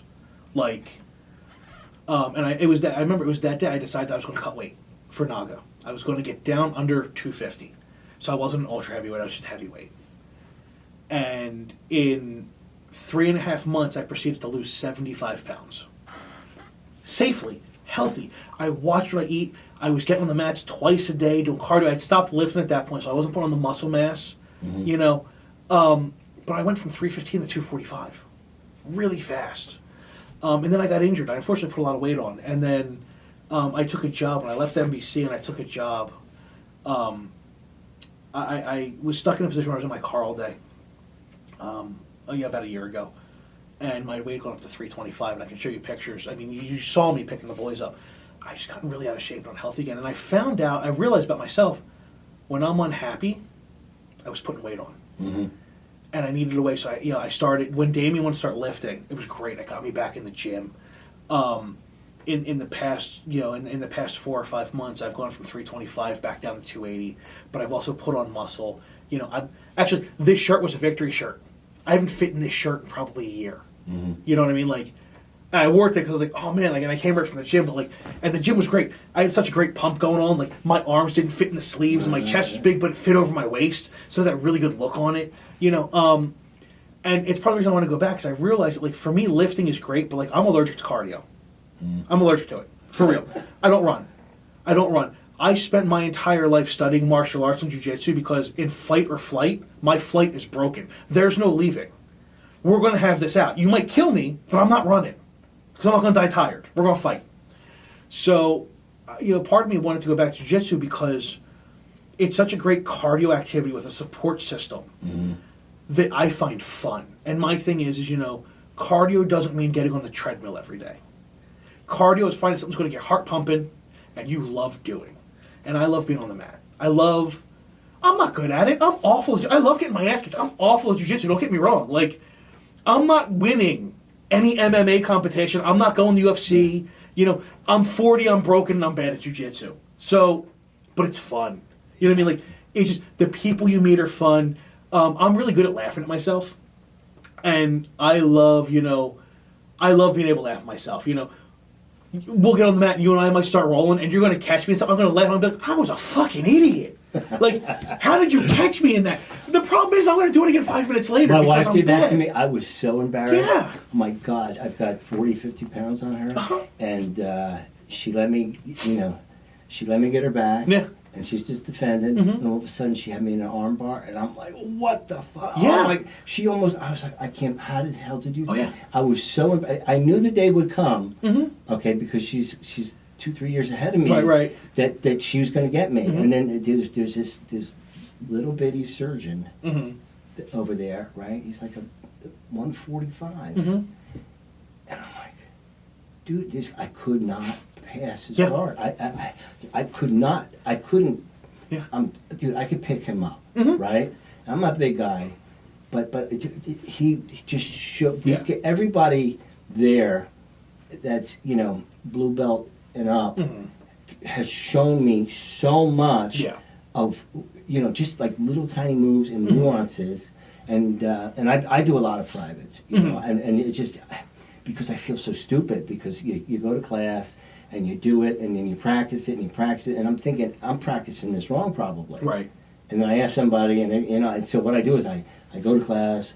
I get jammed up. I go to a private, and for an hour I practice everything I can't get by. I can't figure out, and I'll tell you what it's done for my head is one. It makes me know I don't want to be fat. I don't want to be overweight. I know I every day I change. It changes my thought process. My thing's not even just about the weight, because like right now, going to the gym, I'm 280. I feel great. I'm actually I'm 35 pounds heavier than I was at my adult I was levels. wheezing for 3 years. But that's my thing is how it made me feel.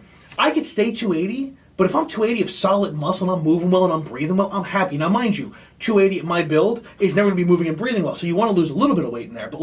But yeah, no, it's... I had sleep apnea. I was wheezing for years, and finally I got rid of the wheeze. Yeah. And all, as a kid, I'll tell you some stuff that's kind of messed up, but when I was a kid, I had some shit happen to me, right? And so I've always been afraid of people. Right. And I might, put up a bravada and whatever, and and I might, carry a hammer like on a work site, just because I'm terrified of somebody hurting me. And when I started jiu-jitsu, I was like so paranoid of claustrophobic. This guy held me down when I was a kid and did some terrible things. And so my entire life I've spent claustrophobic, afraid of somebody getting on top of me. And so when I started rolling, every randori, or when I had a choice, they said, how do you want to start? I said, you and mount. Right. And I let everybody for 6 months get me in mount until I could get out. Right. Okay. And then it was like, I remember just one purple belt. I said, just get my back until I can get out one time. And we went for 45 minutes at open mat, and I finally, after, I don't know how many times it was. Yeah. And I finally got out, and I remember one guy, another purple belt, great guy, another doctor, he needed belly. I never experienced that. It was the worst thing. I was like, and he kept doing it, and then I finally, I blocked it, I passed it. He goes, dude, you did that on your own. I did not let you do that. Right. And it's one of those things you have to keep going over and over, because even if you know it, there's little nuances And everybody's a little bit different because Mm-hmm. it's a point counterpoint, Right. you know, and it's also. I remember this guy, and I won't tell you the context, but this guy was sort of, had, a foot and a half on me, 80 pounds on me, and he was sort of, in a public setting that I saw him at on occasion, was sort of bullying me, right? And this is a year ago, right? And I was this motherfucker, and I was just afraid of him. I started doing jujitsu, and all of a sudden I'm like, I could take him. Yeah. And I don't know if I could, but it made me not afraid of anybody. Yeah, and there's that level of confidence that it puts in you. That it's no, I get it. It changed my head, which made me like more confident in every other area of my life, because my whole life I spent avoiding conflict because I'm afraid ultimately of getting hurt. Right. And now I'm learning to live on the other side of that. And I noticed that there's a lot of people that have had terribly traumatic childhoods Right. and other adult events that gravitate toward jiu-jitsu or other martial arts, Yeah. but especially jiu-jitsu, because every fight's going to end up on the ground. Right. Not everyone, but Right. unless you can knock somebody out, which is a rarity. But if somebody can get to your body, it's going to get to the ground.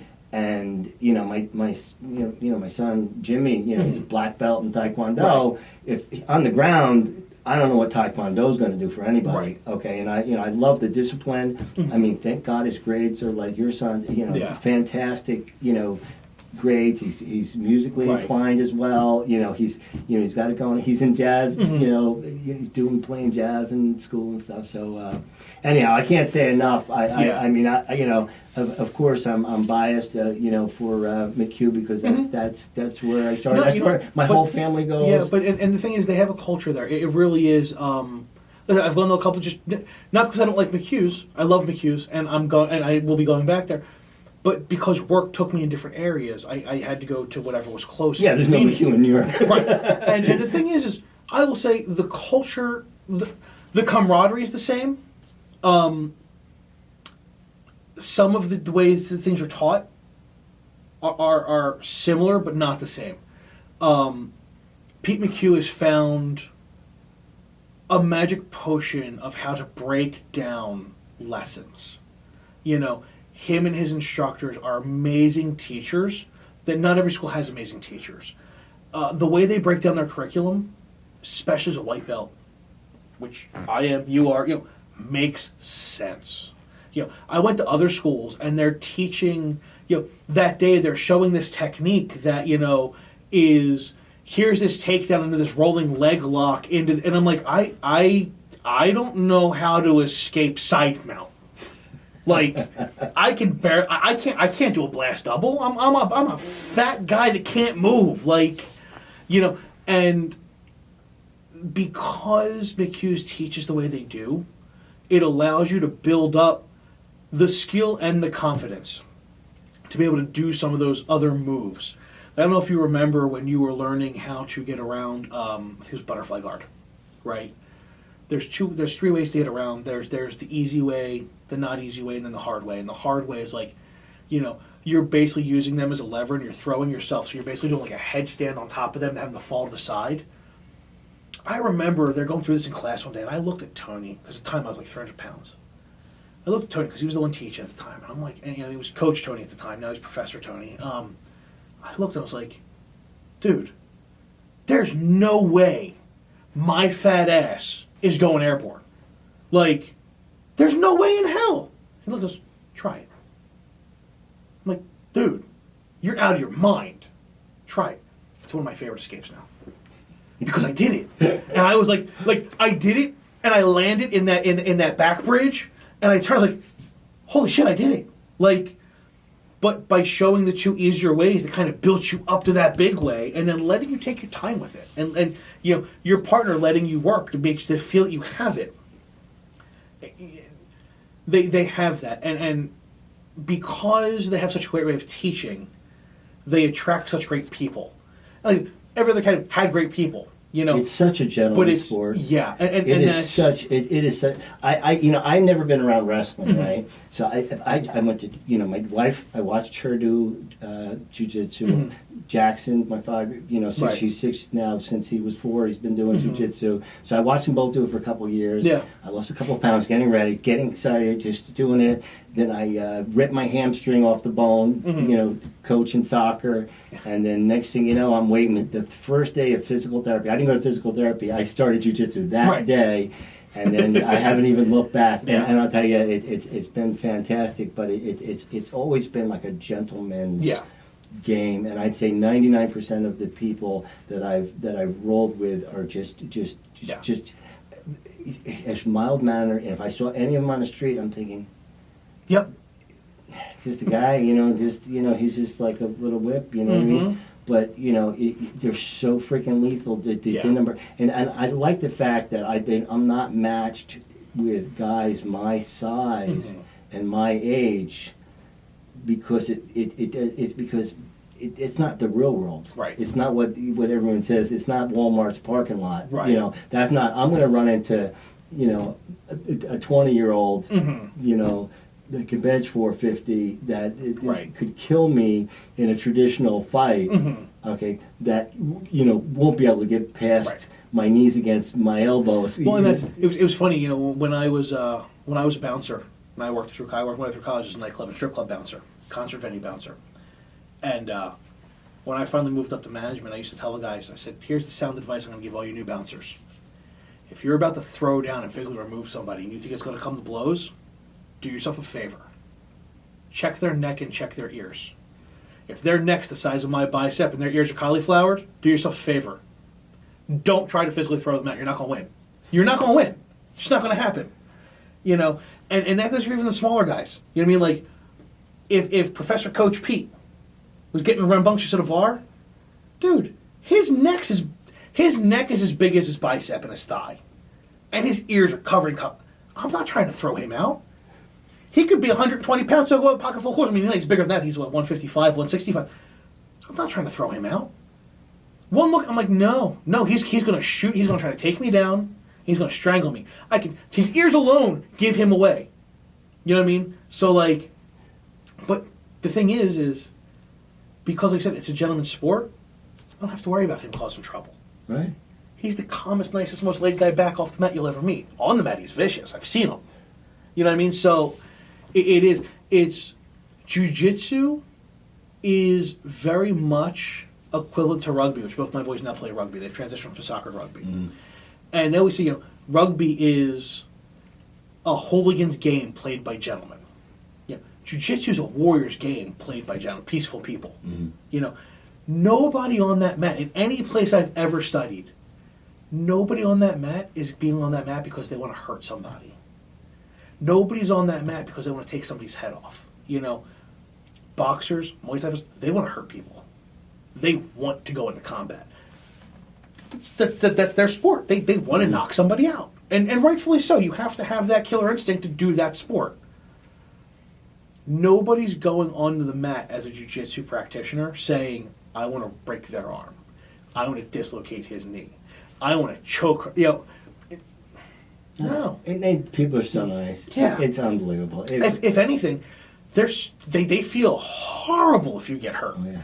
I remember I popped a rib once. It was right when I first started. And it wasn't even his hands went up and I came down, but I was so big at the time. There's just so much weight, and my rib popped. He felt so bad. He apologized to me for 6 months. And I was like, dude, it's cool. We're good. Accidents happen. We do a physical sport. It's okay, And I think that's something special about jiu-jitsu. And it's funny, because I think it's the only martial art where a white belt is not a pushover. Yeah. I mean, because it's been a year, almost a year, coming up on a year of, brutal. Yeah. Blood, sweat, and tears, really, literally. And fear, anxiety, just... And it's really been a good time. I competed the one time, which was scary as hell. That, which I was very, I was so grateful that I was thinking, I got to get in shape. I got to get, and it's like, you know what? I'm not going to be 20 years old. I can't do that. But what I was talking to Professor Tony. He goes, technique. If you learn a technique, at the end of the day, an 80-year-old black belt's still going to kick your ass. Yep. Okay, no matter what kind of shape they're in.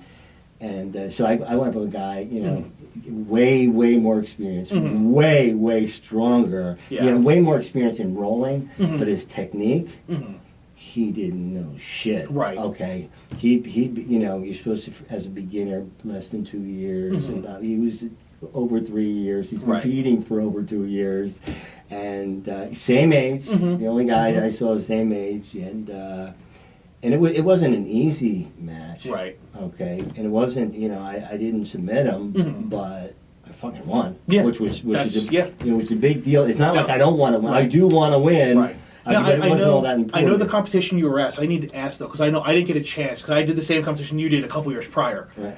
Did you get a chance to hang out or talk to him after the match, or did he? Cause, We talked before. Yeah. Because he wanted me to go down a weight. He wanted me to go up a weight class. Okay. And I was like, he goes, we're the same age. You want to roll? And I go, okay. And I go, I said to him, I just want to tell you, I'm not like, there's guys that train that are looking to rough you up, or drag the gi across your face. I'm not going to do any of that shit.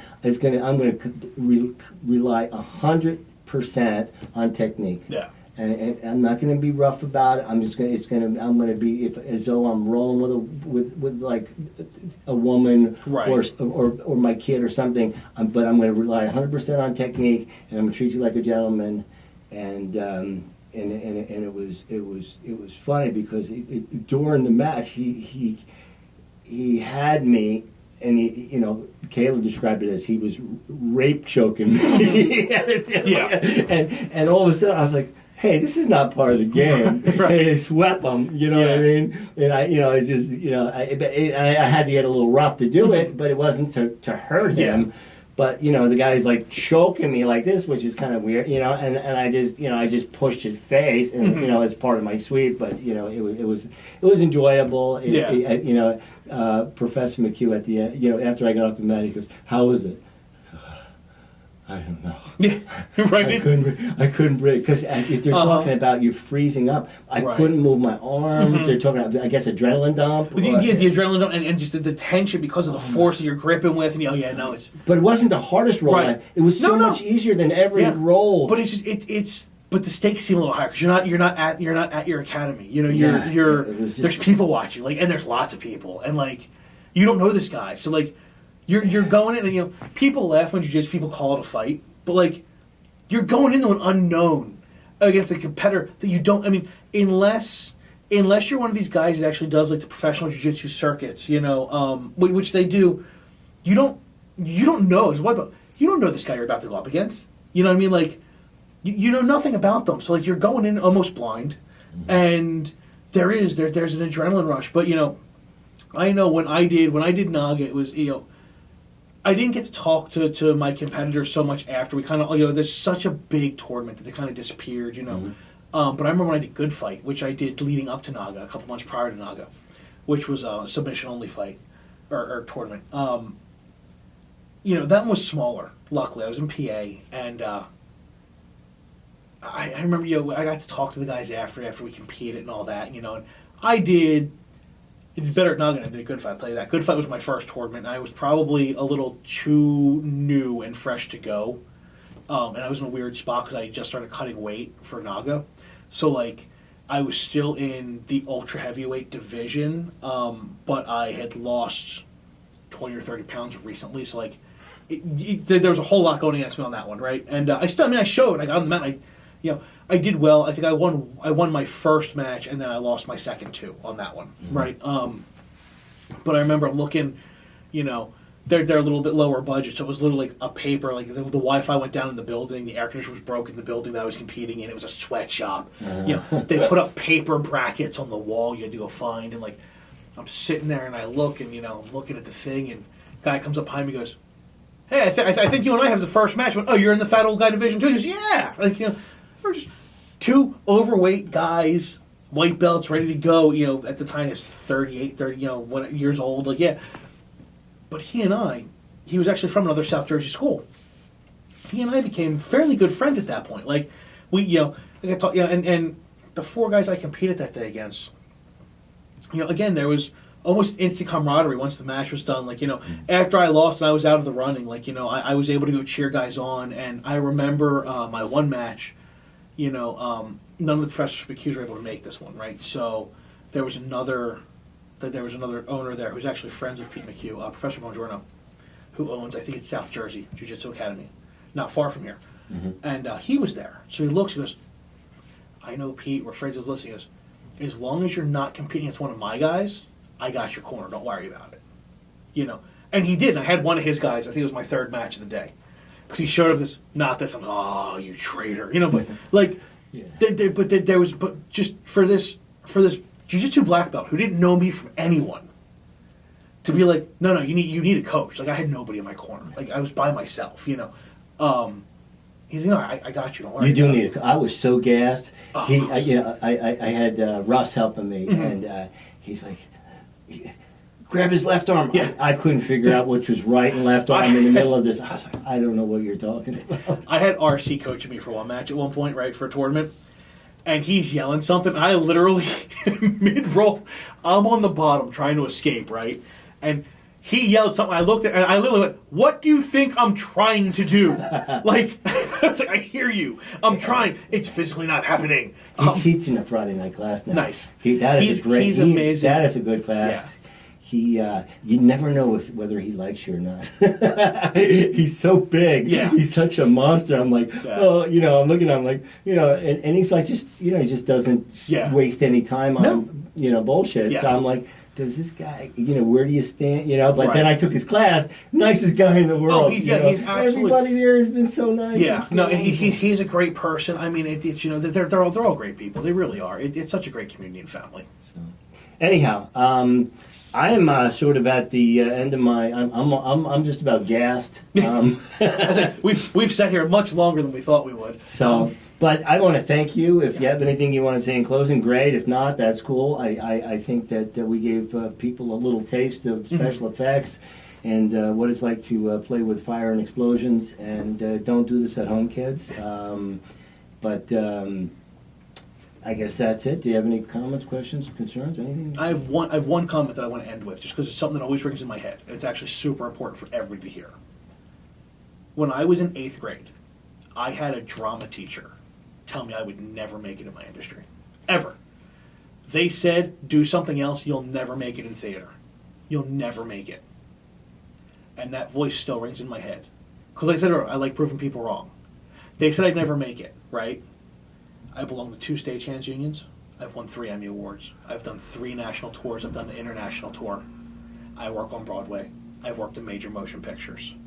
So, like, if it's your dream, and if a kid's watching, like, if this is what you want to do, and you have a dream, any dream, no matter what it is, don't give up on it. And don't let anyone tell you can't do anything. Because they're full of shit. Perfect way to end things. Thank you very much. Have a great night.